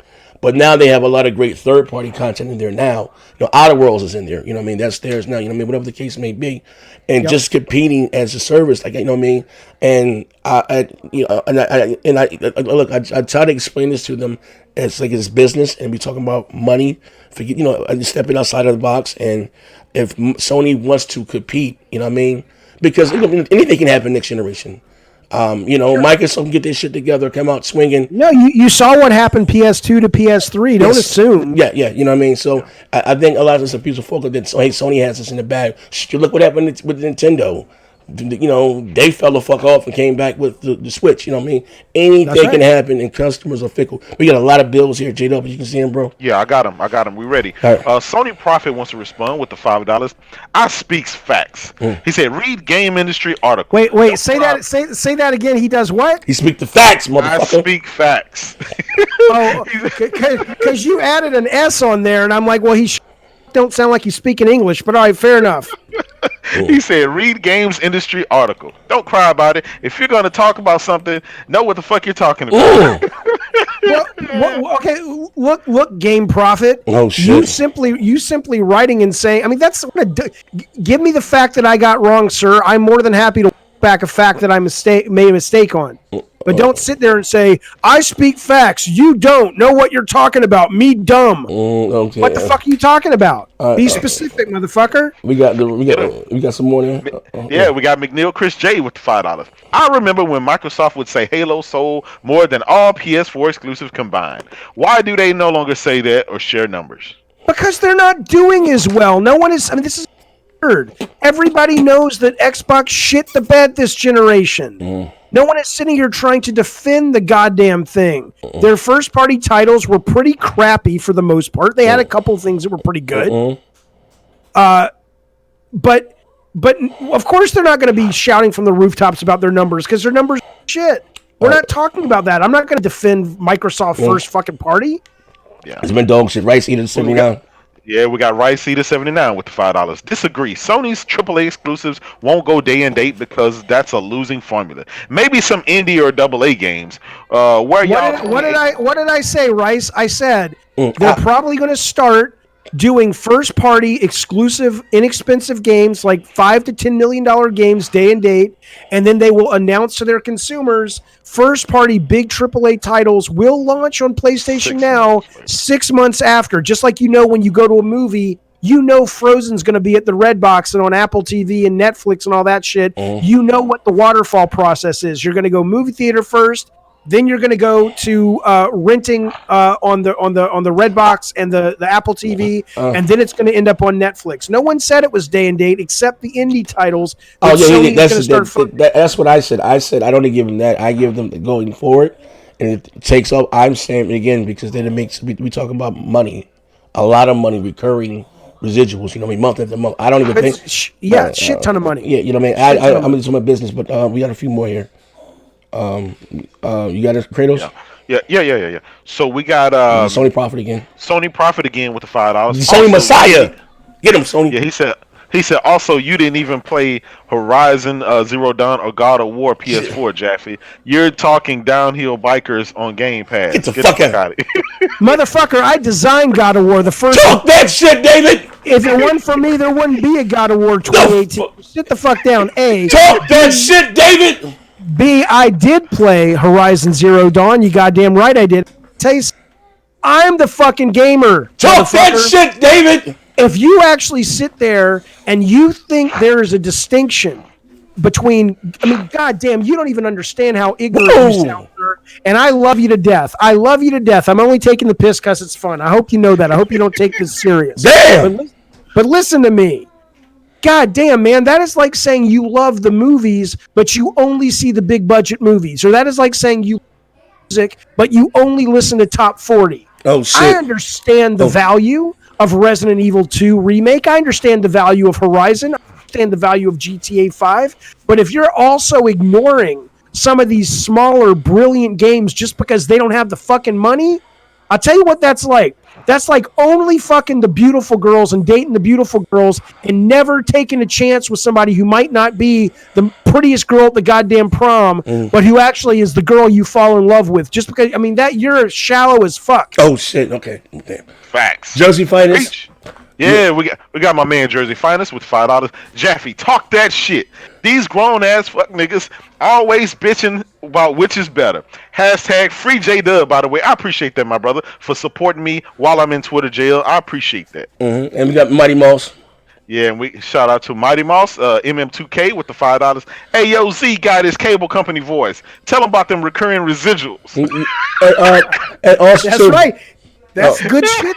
Those residuals are great. Yeah, and that's why I said it doesn't matter. And again, I was because they get into it all the time. That is a very testy topic, but day and date, and I think what I'm saying, no, it is because David, I'm being honest, like being that you are or still is a part of the industry, you really do look at it different from your fans, you know what I mean, or than we actually see it, you know what I mean. Outside of what we're being grown, right? I don't think you will ever truly see it how they see it or how it is, you know what I mean? I'm a teacher. Yeah, because they're wrong and I'm right. You maybe so, but listen, David, stay close to me. I'm gonna teach you the way of the Jedi. I'm gonna have you talking Java and everything. Check this shit out, right? I'm gonna put some soul into you, brother. Check this shit out, though, right? And like I said, just look at the shit type of game, the crackdowns. And again, Sony's been making. Sony's been they've been hit not so much this year. I don't want to get your opinions about Death Stranding. Yeah, I'll tell you what, Sony shat the bed this year, people. Where's the love for that? Where's the love for Concrete Genie? Where's the love for Medieval? Death Stranding can't even stay in the goddamn top 30. Oh yeah, so we're gonna talk about that. Game of the year. Yeah, we're gonna talk about it. Might be, and it might be. I'm not taking the piss. Yeah. I'm just saying that if you're gonna shit all over Xbox or Microsoft or Nintendo or anyone else because you're so fucking obsessed being a fucking fanboy, then you better fucking own the fact that your precious company this year didn't do shit for the most part. Okay. All right. So hold up. And also, before we did have a question. Someone asked about, or the Ravenflow friend of the show, about. I don't think there's going to be an issue about Microsoft owning not the publishing rights because what do you call it? Insomniac owns the IP. Yeah. He was asking about would there be an issue more or less of Sony making a sequel to Sunset Overdrive.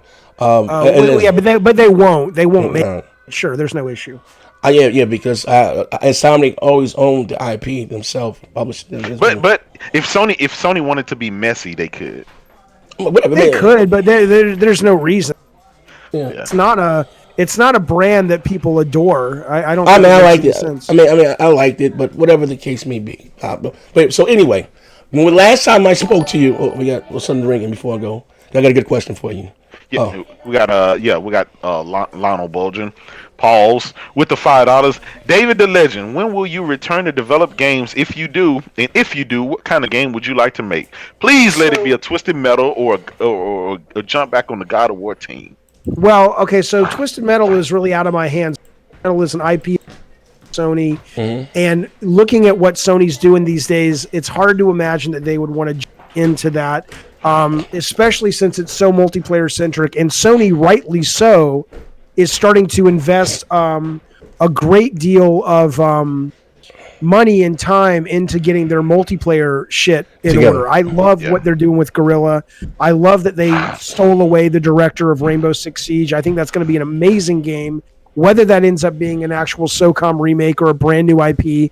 So I think Sony right now, all their multiplayer stuff is probably going to be totally focused on really trying to swing for those fucking fences, and none of the Twisted Metals have ever done well outside of America. So I don't think that'll happen. What I'm working on now, besides my stream, which I love doing, and if I can do my stream for a good next couple years exclusively, I would love to do that. But I am working on a horror game right now. It probably would not be looked at by Sony. I mean, I'll show it to them if they want to see it, and I hope they do. But it's kind of a horror walking simulator, kind of thing, but it's really creepy and sinister and scary. It's low budget. It's meant to cost about $7 million. It's meant to take 4 or 5 hours to complete. My guess is the vast majority of people who are giving me shit right now on your stream probably would not be interested in it because they'd go like, ooh, it's not photo real and it's arty fucking farty and it's that's like sounds like something that isn't fucking eyeball bleeding amazing graphics. Fuck that shit. Okay, but that's what I'd be working on. Okay, David, just a rebuttal to what you just said there, right? Yes. Sometimes I don't think you realize to the gamer how big Twisted Metal was, right? I do. I'm just saying it just didn't sell enough for Sony to merit funding. Look, if I had the rights to it, I would love to make another Twisted Metal. I would go out and raise the fucking money. Okay. But it's not that I don't think there's a fan base. I think Sony's just kind of saying we're not in the business right now of making games that are $12 million multiplayer owned. They're doing bigger swings for the fences is all. Okay, we got the bills right here. We got Brap. What's going on, Brap? With the $2. Jaffe, great seeing you on Z's channel. Appreciate it. Hello, Basement. Good to see you guys. Rice Eater. We got the Rice Eater 79 again. Jesus, y'all talking money. Where y'all 2018 Game Pass money figures? Stop guessing. Netflix is the model for day and date services. $12 billion in debt. What's good, Game Pass? I'll tell you what's good, Game Pass. How about Disney Plus? How about HBO Max? How about Shudder? How about what's the other big one they just announced? HBO's coming up with this shit now. All of these guys are getting into that industry. Yeah. Now, whether or not, again, Phil Spencer talked about this a few weeks ago. He basically, I'll say it meaner than Phil said it, but you can find the quote, and I guess it's easy to do. Just Google the goddamn thing. But he basically said, would y'all leave me alone and stop fucking... He's like, I got this. I work at Microsoft. I assure you. It's profitable.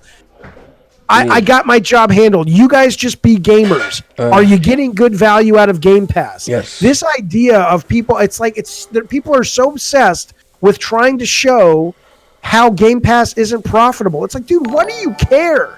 If you're a fucking gamer, the value, even if Game Pass only sustains for 2 years, the value that you get, do you realize I can go online right now and play 5 fucking Halo games? Yes. For $4 goddamn dollars? How you're not going, that's amazing, even if you're a hardcore Sony fanboy, tells me that you are so blinded in your fandom that you're passing by amazing opportunities for you as a game player. I'll get the Raymond flow. I agree. We got the Raymond.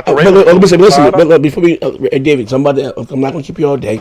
I'll get ready because I'm going to ask. I got 3 messy questions that I'm going to ask you. You said I'm going to ask you anything, so I'm going to get prepared. All right, put your seatbelt on.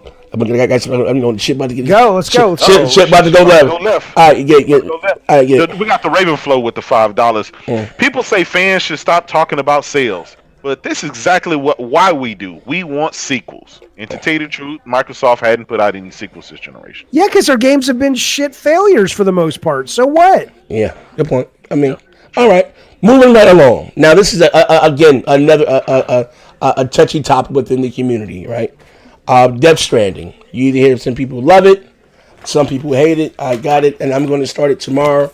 I'm going to be streaming it tomorrow, right? Now, you said, again, I remember this. I listened, I heard on what you said. You said this game right here will, I guess if Kojima was the genius that everyone thought he was, or whatever the case may be, something along those lines, it's all on him. What are your thoughts about Death Stranding? Do you think it delivered? Was it, was it shit? Is it, was he overhyped? If you're speaking freely, if you don't mind. About Kojima and his product, I mean, I can tell you that I've only played it for 30 minutes. I have no interest in Death Stranding because the cutscenes, somebody told me that you have hours of cutscenes before it really gets started. Mm-hmm. Not true. I played about 30 minutes of it. I thought the opening cutscene was great. Mm-hmm. Then they let me walk around and I ran into this cycle. And then it went into another cutscene. And I was just kind of like, and then I saw the gameplay. So I respect the fact that a lot of people love it. And if it ends up winning Games of the Year, which again, I already told you what I feel about Game of the Year, but if it ends up becoming a classic of the industry, I think that's fantastic. But I think it is, I think it's a really weird fucking pace game from what I understand, even though I hear that if you stick with it, it absolutely pays off for you. Mm-hmm. So, I'm not going to talk shit about that game. It looks amazing. It just doesn't look like my kind of game. Okay. All right. Answer like a true poet. I guess the chat want to rebut that and say, well, David, you got to put in more 30 minutes to get some out of greatness. I don't want to. Okay. All right. Well, okay, here's the thing. Now, I've heard some rumblings around molestation. From what I've heard, well, I'm not saying it's true. It can just be bathroom, schoolroom, boyroom talk, right? Who has? What the fuck are you doing hanging out in schoolroom bathrooms? Pause. I'm saying, but anyway, the Sony basically gave Kojima a blank check, right? More or less. Kojima. What's the guy's name? What's the guy that's got demoted? Yoshida. I'm sorry. Yoshida. And so the rumors that I've also heard, right? Just coming from people within Kojima has never been what people were assuming. He's always had help along the way. He's got the credit, you know what I mean?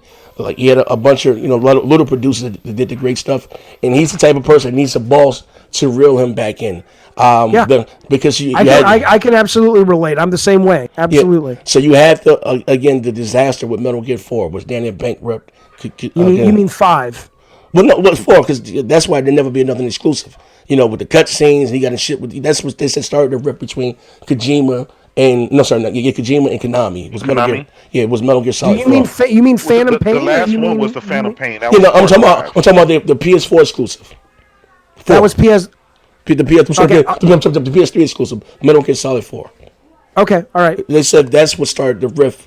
And damn near bankrupt the company, with the cutscenes and over the top. And they said that's what started the frictions between them and their relationship.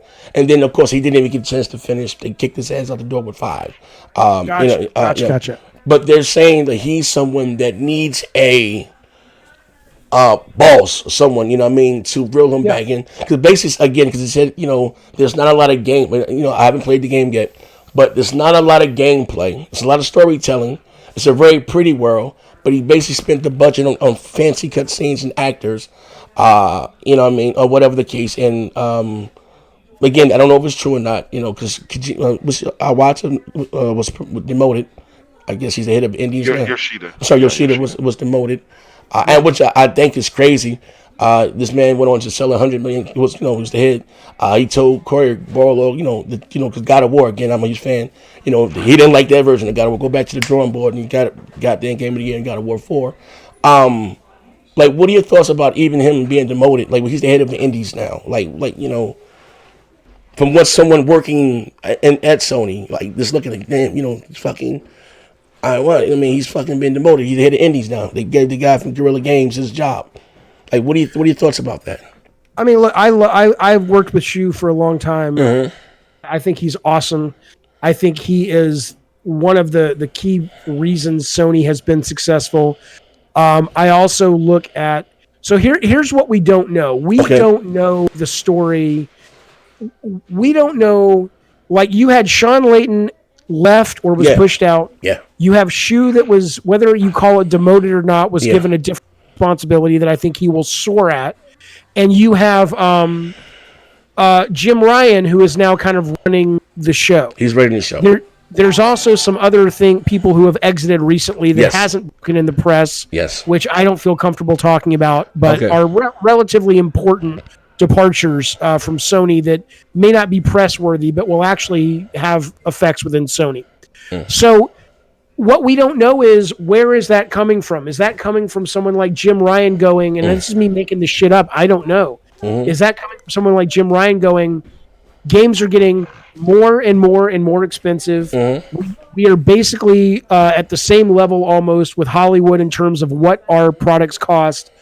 Sony, for every amazing, original, insanely creative product that we were making, we would get 3 things like Dreams, Concrete Genie, and even Drawn to Death. I mean, Drawn to Death wasn't expensive, but it was a total dud, And so what I don't know is the reason it's all happening, because as the costs have gone up, we're going to see Sony become a much more conservative, blockbuster-centric company. And Shu, to be perfectly fair, that's not Shu's superpower. Shu's superpower is innovation. Shu's superpower is what's different and cool and will blow your fucking mind. And at that point, I think that decision starts to make a little bit of sense. But if it was just politics and Jim Ryan came in and he wanted to, then I think it kind of sucks. So we don't really know what the motivation is behind all these changes. But maybe Jim Ryan's right. Maybe Jim Ryan's like, look, spending $160 million on games, we have to dial back the artistry. And it's like, if you can get your artistry in there, great, but it's got to be a much more commercial product. But I'm just fucking guessing, man. I don't really know. Oh, okay. We got a bill. Yeah, let me pay the bill real quick. We got Tip Diamond with the $2. What up, Z, David, and Donald Trump Jr. J-Dubs? What's good, brother? What's good? And the Ravenflow.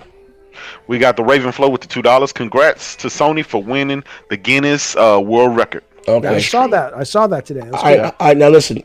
Again, I'm not saying it's true, but like I said, it's gospel. They say that Jim Ryan, the guy now that's running Sony, is more of a what's the guy from Nadala? More of assault and want their shit everywhere. You know, More of a marketing guy. yeah, you know what I mean. The reason why Microsoft is so profitable.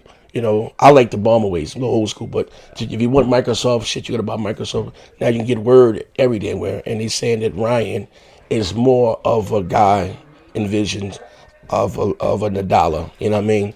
And Layden was more of an old school kind of way. You know what I mean? Sony shit. Yeah. I mean, No idea. Yeah, that's what I don't have an idea, but that's what I've heard from more than one people. You know what I mean? It is what it is, right? And whether you say it's you saying Yoshida, was sore at that job, but he was the head of the PlayStation. Like, you know, That's right. he's now the head of Resogun, Octodad, shit like that. That is a demotion. Whether, you know, whatever you want to say, whatever the case may be. Well, again, I guess it depends on how you look at it. Is it? You would have had a PlayStation. Now you won't. Now you're not charged per game. It won't cost more than $35,000. I understand that, but you're looking at it from one perspective. I'm looking at it from I mean, you're absolutely right. Does he make as much money? I don't care about the money. I don't know what he makes. Right? Does he have as nice of an office? Does he have as much influence over everything? Of course not. Yeah. But do I think perhaps That's what I'm saying, because, you know. Oh, sure, yeah. That there, you can't argue that. That's because you know, he was you went on to sell 100 million consoles this generation, turned it around for yourselves, and he was I say a key part of that. One slip up, or maybe not being on page or on tune with Jim Ryan. Now you're making that. We don't know if it was one slip up. I'm just saying if it was. But we talking about someone who was such an integral part of your success, who now no longer, you know what I mean, you're not, you know what I mean, you're head of the Indies studios. Like, what I'm asking you is, could that end up costing Sony? You know what I mean? Sure. That's what I'm saying. You know what I mean? It could cost Sony if they're gambling incorrectly, and they're assuming that the Sony DNA, which was artistic and creative. Yeah. Okay. That amount of creativity, it will cost them if they're gambling wrong, and Sony needs their products to be a lot more creative than they will be without Shu at the helm. Yes, I'm talking about just with their man experience alone. You know what I mean? And being how you say, pulling the trigger when it needs to be. You know what I mean? Like, and he's not that man anymore. Now you have a new guy in charge who. Well, Jim Ryan's not new. I'm talking about the guy that's head up that took Shu's place. That's what I mean. You know what I mean? That was Jim Ryan. No, they said the guy of Guerrilla Games or something. Oh, I see. Okay, I understand. You're talking about Jim Ryan's the boss, if I'm not mistaken. He's the head nigga in charge. HNIC, right? He's the top. Okay, right. Okay, I thought you were talking about. No. What about Jim Holtz? This is what I'm saying. Let me start over. Let me rephrase. Okay. All right. You have Jim Ryan, right? And if I'm not, he's not placing. He's of Sony, right? He's the head guy in Sony now, right?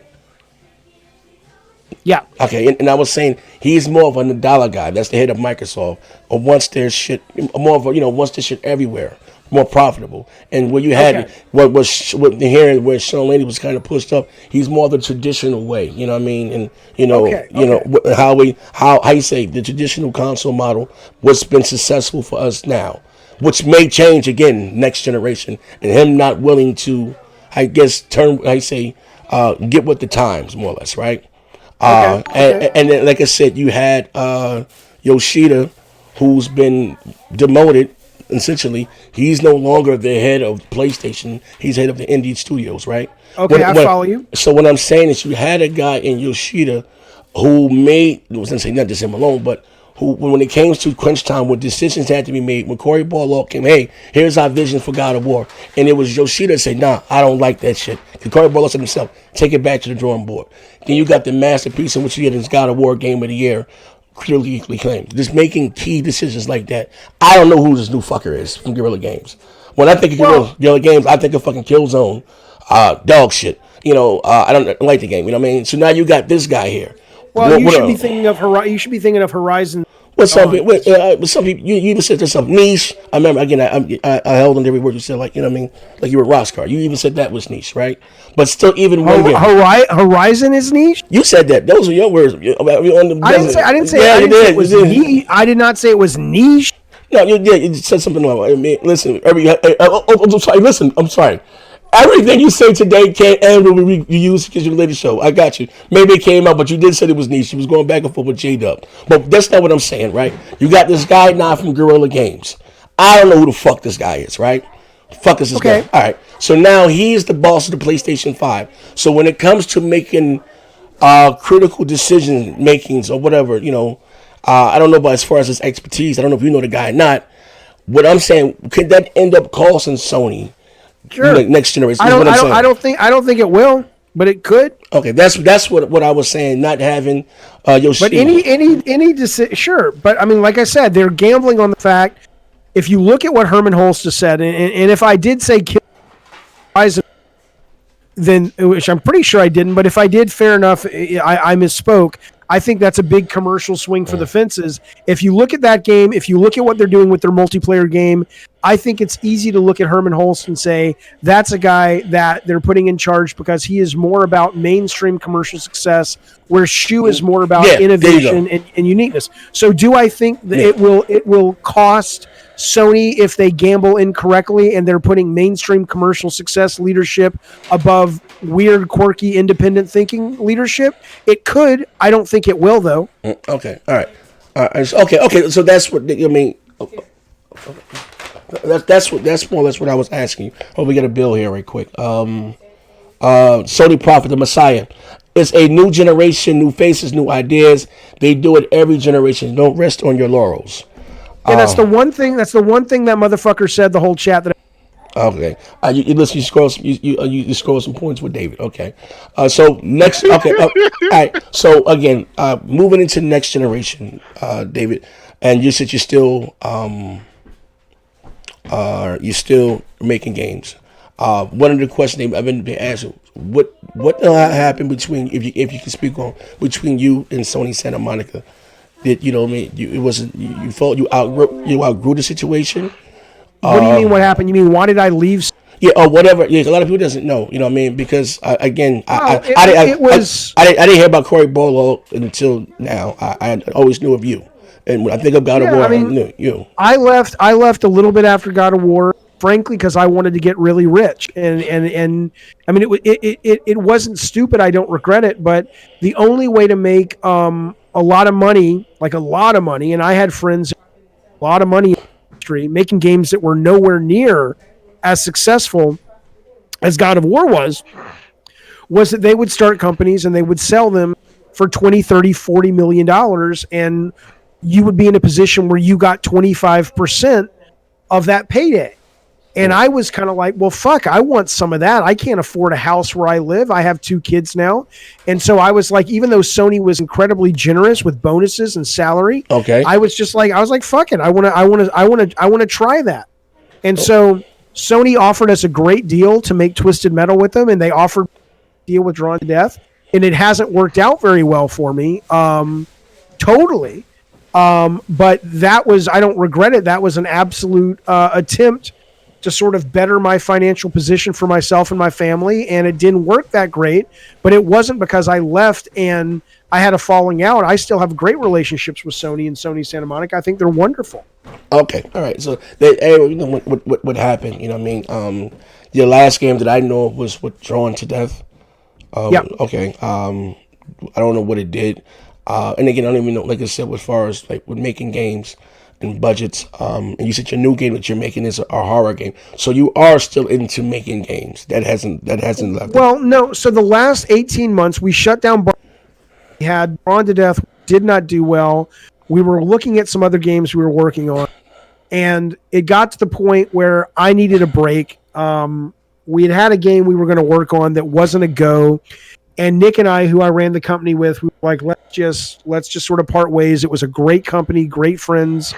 And I was like, okay, I wonder what I'm going to do next. And no, for the last 18, I have really fallen in love with doing this thing I call the Jaffe stream, which is a mostly daily call-in talk show all about video games and geek culture, and I am working on a game design at the same time, but that doesn't mean that I'm actually going to go out with funding and it's going to get made. It's possible. Okay. But right now, the game design I love what the story's about. I love what the gameplay is about. And I absolutely may go back to making video games, but it has absolutely not been my day-to-day for about the last 18 months. For the last 18 months, I've been doing my stream and absolutely loving it. It is fun, right? You building.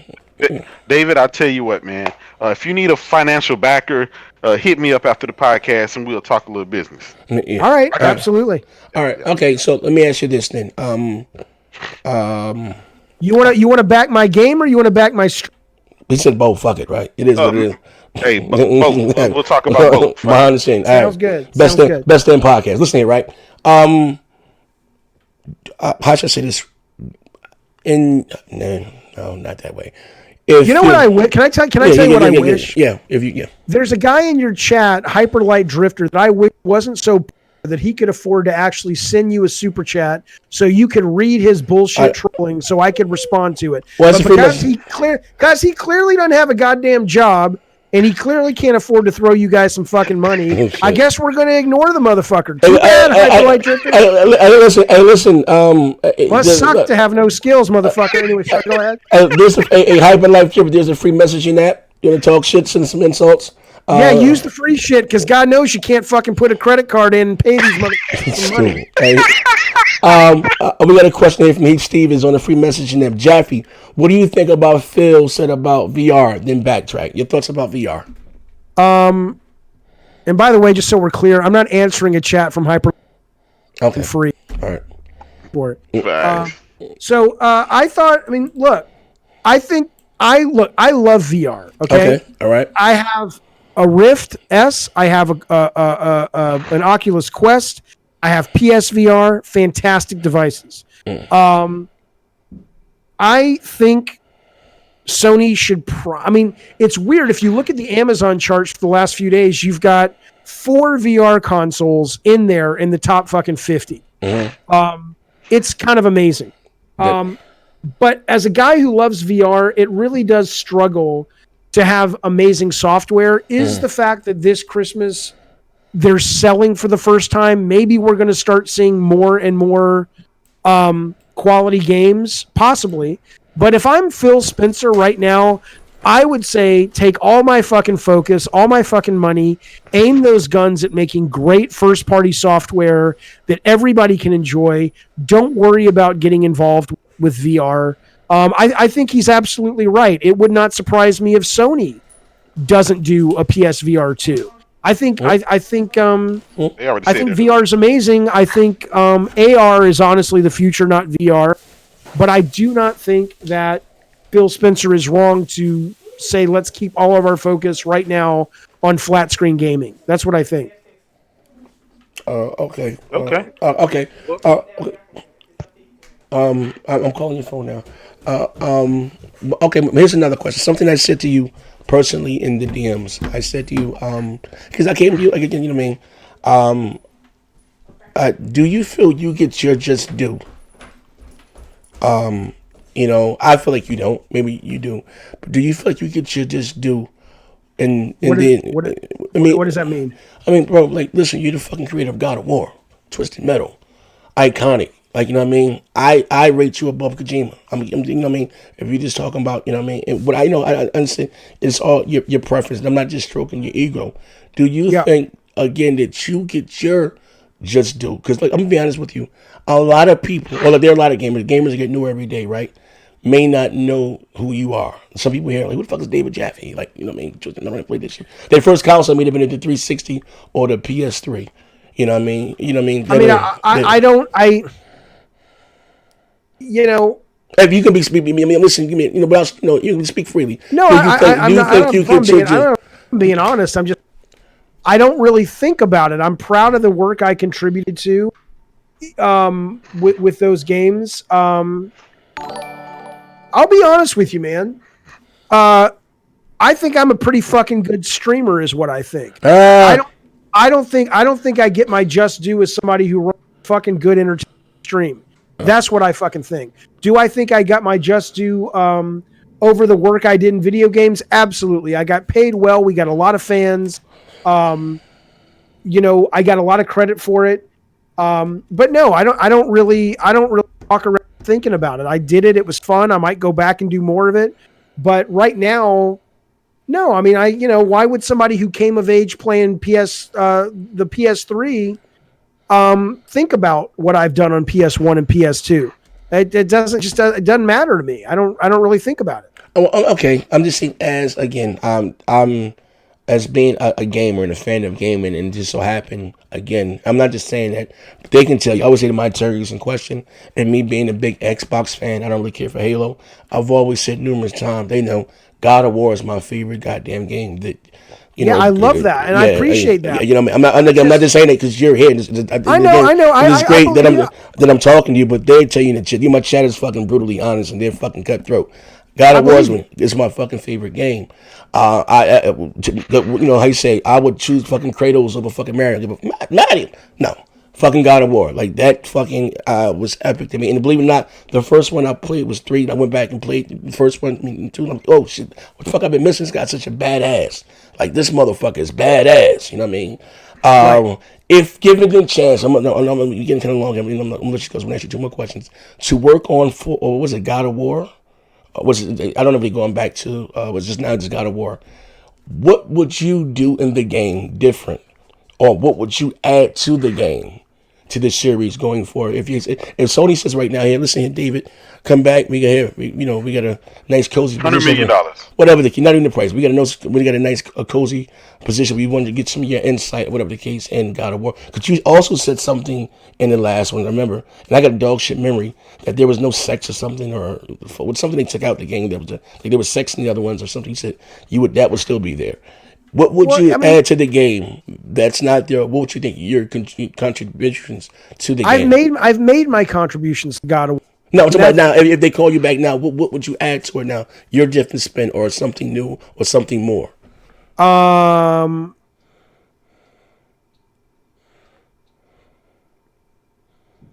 I'm thinking artistically, you being a genius, you are right off the back. You know what? Maybe that would be. So you said that's the gift and the curse. To be too artistic, and sometimes I don't want to make another God of War. No, because I've done it. I made God of War. That's crazy. I know what it is. I left it. So the game I want to make right now, if I make a new game, it may not sell well to your particular chat. They may not like it. It may end up on Game Pass or Pay Us Now or whatever. Okay. But for me, I want to make a game that is putting you in the shoes of a character that experiences this really horrific, sinister feeling experience, and how she deals with it, and how you as a player work through that. The idea of going back to God of War. Oh wow, I never thought about it like that. You really looking at it from basically doing the same thing. Wow. I did that, and the thing is, Corey made a lot of changes that made God of War relevant for gamers today. Okay. When I said I would put sex and stuff in it, I would go right back to what God of War was, because that's what I like about God of War. Yeah, it doesn't mean I wouldn't advance it and all that shit. Okay. But yeah, I don't have a desire to make another God of War game. I didn't look at it from that. And I'm sorry, let you go, Chris. I didn't look at it from that. Can I address somebody in your chat? Okay, yeah, get it, bro. Go ahead. Impatient Fire. Look, dude, I work in the industry. He says Jaffe's legend, but today he's being diplomatic towards Xbox and Phil Spencer. Dude, I just said they had shit first party this generation. Okay. Yep. I'm not pro any of these people. I'm pro gamer. Is there a possibility that I will reach out to Microsoft to get funding for my new game if I decide to make it? Yeah. And I'll reach out to Shannon, and I'll reach out to Rhodey at Sony, and I'll reach out to Ubisoft, and I'll reach out to my agent over at UTA. Where is he now? Is he at UTA or William Morris? He's at UTA now. I'll reach out to any and everybody, because unlike you, Impatient Fire, we're not children. We're adults who work in the business, and we try to make our dreams come true through funding and political networking and connections. Mm-hmm. And that's how that shit fucking works, man. So I'm not being diplomatic. I will call it like I see it. Mm-hmm. Xbox dropped the ball. They micromanage their teams. They're learning. Mm-hmm. Will they get better? Let's hope so. But you taking pot shots from the peanut gallery is absolutely nothing more than you displaying your fucking ignorance. Hey, Dave, I tell my listen. I think impatient. Please respect the members of the panel, right? But anyway, I tell my ponies like so. I named them right. I used to be a hardcore Xbox guy. And the fact that they run with his name proudly now, so ponies, whatever the case. But I tell them again. That is great for gaming. You just don't want Sony to stomp out Microsoft because you don't want just one, guy. You need competition still, starting still. Let me ask you a question. Yeah, I say that shit all the time though. Mm-hmm. I assume I don't know if you're able to make your whole living with having a. Oh, say it again. Wait. Say it one more time. You got cut off. All I heard was All I heard was whole living. My point is, I don't know your financial situation. It's none of my fucking business. Okay. But my question is, do you have the ability to afford a PlayStation 4 and an Xbox One? I'm a man of my integrity is in question. Man of very low means. Not your integrity. Yeah. Not your integrity. They go hand in hand. I'm a person of color, but yeah, I can probably pull for it. Yeah.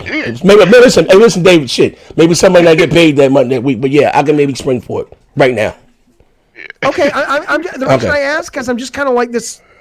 Just go fucking buy both boxes. But it comes down. Again, that's not how it works in the Great Console War of 2019. Okay, listen. Then people need to get some therapy. Okay, but listen. Okay, Brand. Listen. I've always owned everything. I've always been that type of guy.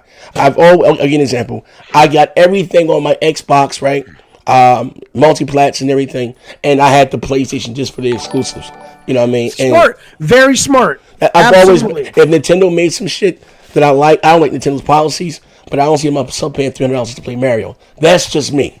You know what I mean? If they had more mature stuff that catered to me, I would have one. Also, it's not really my thing. Absolutely. Why would you not? What kind of a gamer? How could you call yourself a gamer? Yeah. And you've only played one box. What the hell kind of gamer are you? But I always tell them this, that is great for gaming and just competition. Remember check it out when PlayStation 3 came out, the online was shit. There was no voice chat. Absolutely. And Xbox Live was the standard. It made Sony get this shit together with PS Now. Then Sony had PlayStation Plus where they gave you 2 free games a month, whatever the fuck it went. And what? And made Microsoft get their shit together and also offer games with gold or whatever the case may be. So you need these two competing. These two giant. Nintendo kind of does their own thing. I wish they go back to the days of them truly competing. And for guys of my age, I'm not saying when they tell you just be about the graphics, Nintendo does what Nintendo Sega doesn't and all that shit. Sure, absolutely. But again, but I'll always say that, but just like I said, for gaming, and again, you answered. But again, I didn't know you felt that way about God of War. I might change my feelings towards you, David, after the show. I'm not disrespecting it. I just want to make it. I'm just fucking with you, bro. No, I'm just fucking with you. Yeah. But the last thing I want to ask you before we get the hell up out of here. First, Chris Rivers, you said, would you team up with Kojima on a horror game? I get asked that a lot, and actually, the first time I met Kojima, he mentioned to me, he says, I loved God of War. Would you guys, meaning the team, be interested in working with me on a Castlevania? And obviously that really wasn't in the cards, given that we were Sony first party, and things don't really work that way. The only problem, people say, Jaffe, would you work with Corey? Jaffe, would you work with Kojima? Blah blah blah. Yeah. Sure, as humans, but the problem is every game only needs one director. And otherwise, you got too many cooks in the kitchen, right? So it depends on what that means to say I would work with Kojima. All right, what the fuck is a director? I'm a director. So a director, when it comes to a video game, is someone who takes and listen. Not only do you not know, but clearly the Game Awards category doesn't know because they have no. Does according to the definition, but a game director is somebody who has an vision for the game. Their job is to look out for the player. Their job is to say, this is what this game is trying to achieve. And then that person, not at a business level, not at a production, not at a schedule level, that's the producer, not at a management level, but at a creative level, how the animations come in, the art style, the pacing of the game design, the character development, the story, everything that defines. So not actually making the game with the ones and the zero to binary code. It's the conductor of the symphony. Okay. The way I always describe my relationship with Shannon, who was the producer of God of War, is she figured out how to roll the hill, but I figured out what the ball was. Okay. And then the team comes together to actually create that. I got you. In Corey's case, for example, Corey was in the trenches every single day and night and weekend creating animations for God of War 1. Okay. But once he became the director, he was not sitting down at a workstation creating the moment-to-moment content. He was curating it. I understand. I understand now. So when I think let me pay the bills real quick. We got Draft 416 with the $2. Hey, if you want to say something since you don't have a message, drop it in the chat and I'll read it out for you. Thank you for your $2. We also have Chris Rivers with the $2. Would you team up with Kojima? I read that one. I read so we already got that again. Okay, we got that. Yeah. Cool. Yeah. Okay. Thank you for and also Rice Eater on the free messaging app. He said, going into next generation, do you think rumors of Microsoft not having dev kits out will affect the launch less than 12 months out? I've heard those rumors. Then I also heard that somebody said, "Oh, but that's because they want to surprise Sony with how much power the box." I have no. Okay, no clue. Okay, I guess the last thing I want to say before we get the hell up out of here is 150Z. 150Z. Goddamn, what do you mean 150Z? I don't know what you mean by that. What's $150 Z? I don't know. I don't know. What are you talking Hit the about? like button, guys. We had 350 people in here. Hit the like button for it. If you enjoyed, like, I hope this is just. I got more to come one-on-ones. But going into what I guess the last question I want to ask you: next generation, PlayStation 5, Xbox Scarlet. What are your far as power? I see you more of a gameplay guy, more or less. That's all I care about is gameplay. So the power really doesn't matter to you, or I do not care at all. What's the point? It's like yeah, no, I don't give a fuck about the power of a box. No? Oh wow, okay. So see David, that's the thing, right? Me going back and maybe I need to stop going back in those days, but when I look at games like God of War and games like Twisted Metal, they showed the power. They were a showcase of what the PlayStation 1 could do. And that's what grabs people's attention. That's what get all the attention. That's what get all. And so me hearing you say that, that's just a different concept of what we grew up with and what we see. I mean, when you're talking about selling the PlayStation 4, all you got to do is pop in God of War on the screen and people go bananas. These graphics are amazing. This gameplay is amazing.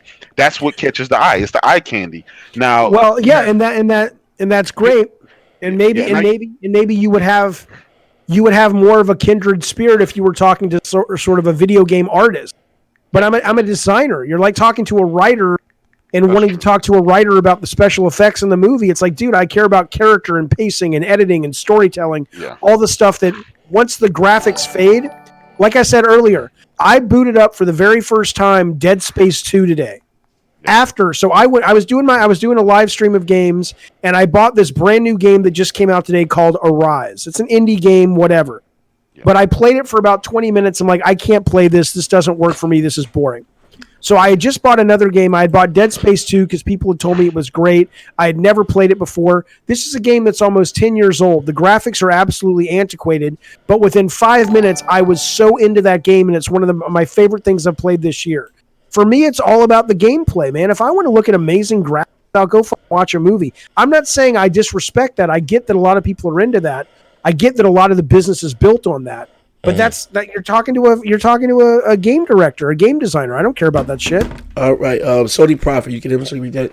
Yeah. We got shout out to. Well, actually, we got one more for that. Impatient Fire with the $2. They've been going back and forth. He said, "Yo, Jaffe, I was kidding. Don't break my legs." Yeah. I will. Look, I hope you know, Impatient Fire, that this is all good fun for me. I like to stir it up. I like to get in the mud and fight. But end of the day, we're all game. Honestly, the only guy in this chat that's genuinely bothered me is the one guy that's kind of making fun of people with Down syndrome. I think anytime you start making fun of people that have disabilities and shit, that shit is absolutely disrespectful. I can't even see it, but okay. But Impatient Fire, though, absolutely. We're just having fun, man.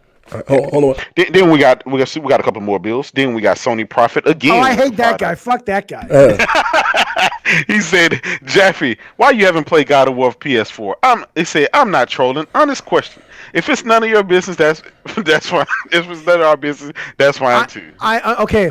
I understand why it's confusing to people. I genuinely get it. I totally get it. And I'm sure it's phenomenal. let me ask you a question, Sony Prophet. Can you understand? I gave so much of my life to God of War 1 and a good amount of it to God of War 2. I was one of the key creators of Kratos. It had a huge impact on my life. I've been to that. I've been to that mountain. I know it's a great game. It's me not playing it is not taking the shit out of it. I just kind of feel like the best I ever heard was Aaron Sorkin, who wrote a TV show called The West Wing. They said, when you left The West Wing after season 4, we don't believe. Why? What do you mean you didn't watch any more of it?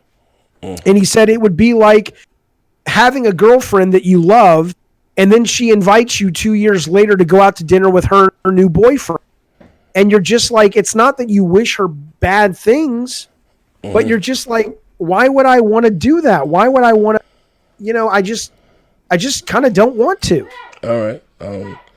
Okay. Also, too, from I got a question here, a personal question. I don't know if it's the same thing, but he said, if good looking out, he said if Sony came to you and asked you to be part of a God of War movie, would you be interested in doing that? A God of War movie, or more importantly, I'd love to do a God of War. I absolutely think that could be a lot of fun. Yes, that's a very different experience. Okay. All right. Yeah, that's what he was asking. Shit, man. Unless you guys got something else, you ask everything. You know what I mean? Like any expectations for next generation? So you don't care about graphics. That's not really your thing. It's the gameplay. Expectations. I mean, honestly, and that's PS Now and Game Pass. Is I love the subscription model. It has opened up so many games that I never would have played before. And as a gamer who likes games first and graphics are great, but that's not why I play. I would have never played a game like The Outer Worlds because I didn't really love Fallout. And Outer Worlds is one of my favorite games of the year. But if it had not been on, I would have not played it. So I'm looking forward to more access to games because of business models like that. Okay, so a lot of people look at it as hurting the industry. A lot of people look at it as a way. Because you have a pushback. I'd rather own my games, and same thing. It's always online. Do you remember? A lot of people here, are not a fan of it. Like I said, I wish Sony would get on board, and of course I would get it. You know what I mean? I would still buy the stuff that I like. Physically. No one is saying. If you like to collect games, they'll still sell games. Go collect your game. But just to try it, I wouldn't mind. I ain't gonna pay $65, but I wouldn't mind trying it for $5 a month. Fuck yeah! Absolutely, I mean, absolutely. Do you own all the things you watch on Netflix? No. Yeah, absolutely. Good point. You know what I mean? Me myself, even at the start of the generation, I don't know when the last time I stood in line at GameStop for a midnight release. I do all my games digitally now. I don't want the clutter. I got too many fucking. And I just like to collect this shit. I'm running out of space. Absolutely. Me too. I'm running out of fucking space here. Jaffe. Oh, they said. Oh, also too. We got a question. It said here. Z. Invite Jaffe to expand your mind. I do a show expand your mind. When we talk about UFOs, religions, and politics. Invite me to that shit because I listen. Oh, that's tomorrow night. On my stream, I used to a lot of that stuff, and I watched the viewer every time I got into that. Hey Jaffe, we cut up. Are you there? Yeah. I'm saying we cut up on expand your mind. You got to come through. I love that shit. I will be there. You invite me. Okay. Well, I will show up. I will show up researched. I will show up ready to tell you. I love that shit. All right, but listen, I just asked you today. I'm not going to ask you, but we normally do expand your minds on Wednesdays. But I was here today. But if you want to swing through tomorrow, I do it on Twitch. I do it on Twitter. We talk about it. I won't be able to do it tomorrow. I understand. If you want to give me a heads up and okay, whatever the case, I give you. We do it on Wednesdays. We talk about UFOs, religion, politics. We cover it all. Bigfoot, Dogman. I'm there. I love that shit. All right. So all right. But like I said, ladies and gentlemen, I want to thank each and every last one of you guys that came by. If you enjoyed the show, hit the like button. Did we lose you? No, you lost me. You there, Z? Oh, you lost me. Yeah, that's Discord. It goes in and out. Okay. Well, again, they can probably hear me, but you guys, once again, ladies and gentlemen, thank you all. We lost you there for a while, Z. Well, hold on. Let me hop in and hop back out. Hold on. Okay. Let me hop in and hop back out. All right. What about now? Can you hear me? Yeah, we hear you now. Okay, I'm gonna say it again. They chat can hear me, but you guys can't. Ladies and gentlemen, thank you all for swinging by today. I told you I had something that I spoke it into existence before you even gave me a definite yes. I said, I got something big. Come back. I'm telling you, right? I spoke it into. He came. David, thank you for coming. I got to talk to you behind the scene. I got some good information. Yeah, and you got to let me plug my shit before I go. I got to put some links. I got to put some links down below. Okay, you got to type right now so I can make you an admin so you can drop links. Type something right now. All right, I'm going to put here's the link to my to the Jaffe stream, and then I'm going to. Okay. In the Discord. Here you go. No. Type, what up? Type it inside the show. Leave it in the show. So I can make you an admin so you can just drop links for your shit. Yeah. When you say type in the show, type where? In the chat. In the chat. I just did. Look, okay. I typed the word test. Okay. Okay. We got it. We got it. Let me make you an admin. Hold up. This chat moving so fast. God damn it. Yeah, it is. All right. Go to main admin. All right. David Jaffe is now an admin. All right, now leave the link to your show. All right, so Twitter. this is the link. This is the link to the stream. I hope you guys will swing by, give it a look. That's the stream. This is the link to my Twitter. Hang on, it's. Okay, you say I just subbed to David's page. Shout out to Ricodu Perez with the $2. He says, Z, the next one should be a one-on-one with Spawn Wave. You know what? Working on it, brother. You know what? I get that janky motherfucker to start. I asked him, I inboxed him. I said, bro, this is me next gen. Maybe he thinks he's too big for me now. I don't know. He never got back to me. I don't know if he thinks it's a sock account or not, but I haven't spoken to him. I got 2 shows. See, you done had so many goddamn accounts, brother. This 8K. I know. I'm going to try to keep this one. But listen, also, too, guys, this is my new Twitter account. Follow me here on Twitter again. Also, too, shout out to I sent all the t-shirts out. I got Rafe the Emperor. I got him a mug.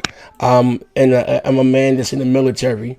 I just got my PC back. That stuff, I got your shit. That's the last 2 that will be sent out on the 10th.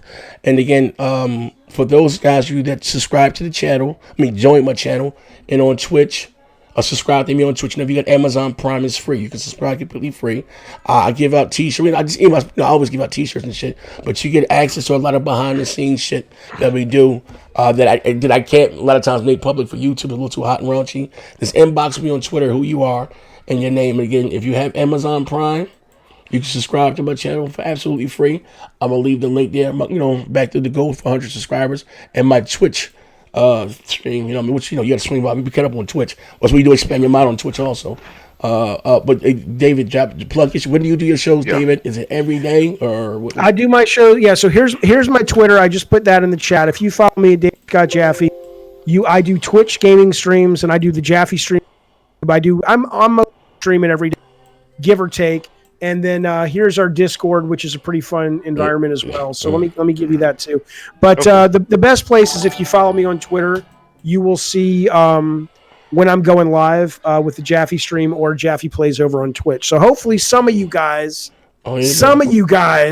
not Max B, I see you in there, you motherfucker. Some of you guys will come over and hang out with us. I would appreciate it. But you guys, more importantly though, thanks for having me on your show and let me come here and talk with you guys and shoot the shit and argue and debate with your fine community. I appreciate it, man. Hey, at least we got some assholes here. We got handsome ringing. We get that right quick before we go. We got Floyd Mayweather with the $2. Z, what up? Yeah. Then we also got I've been had skills with the $2. Thank you, Jaffe, for reigniting my love for gaming. Facts. Well, on behalf of all of us who worked on those games, I've been head skills. You're very welcome, sir. Thank you for saying that. I also shameless plug. Here's the link so you can subscribe. Like I said, you got Amazon. Even if even you guys don't have, some of you guys didn't even have Twitch, but you did have Amazon Prime.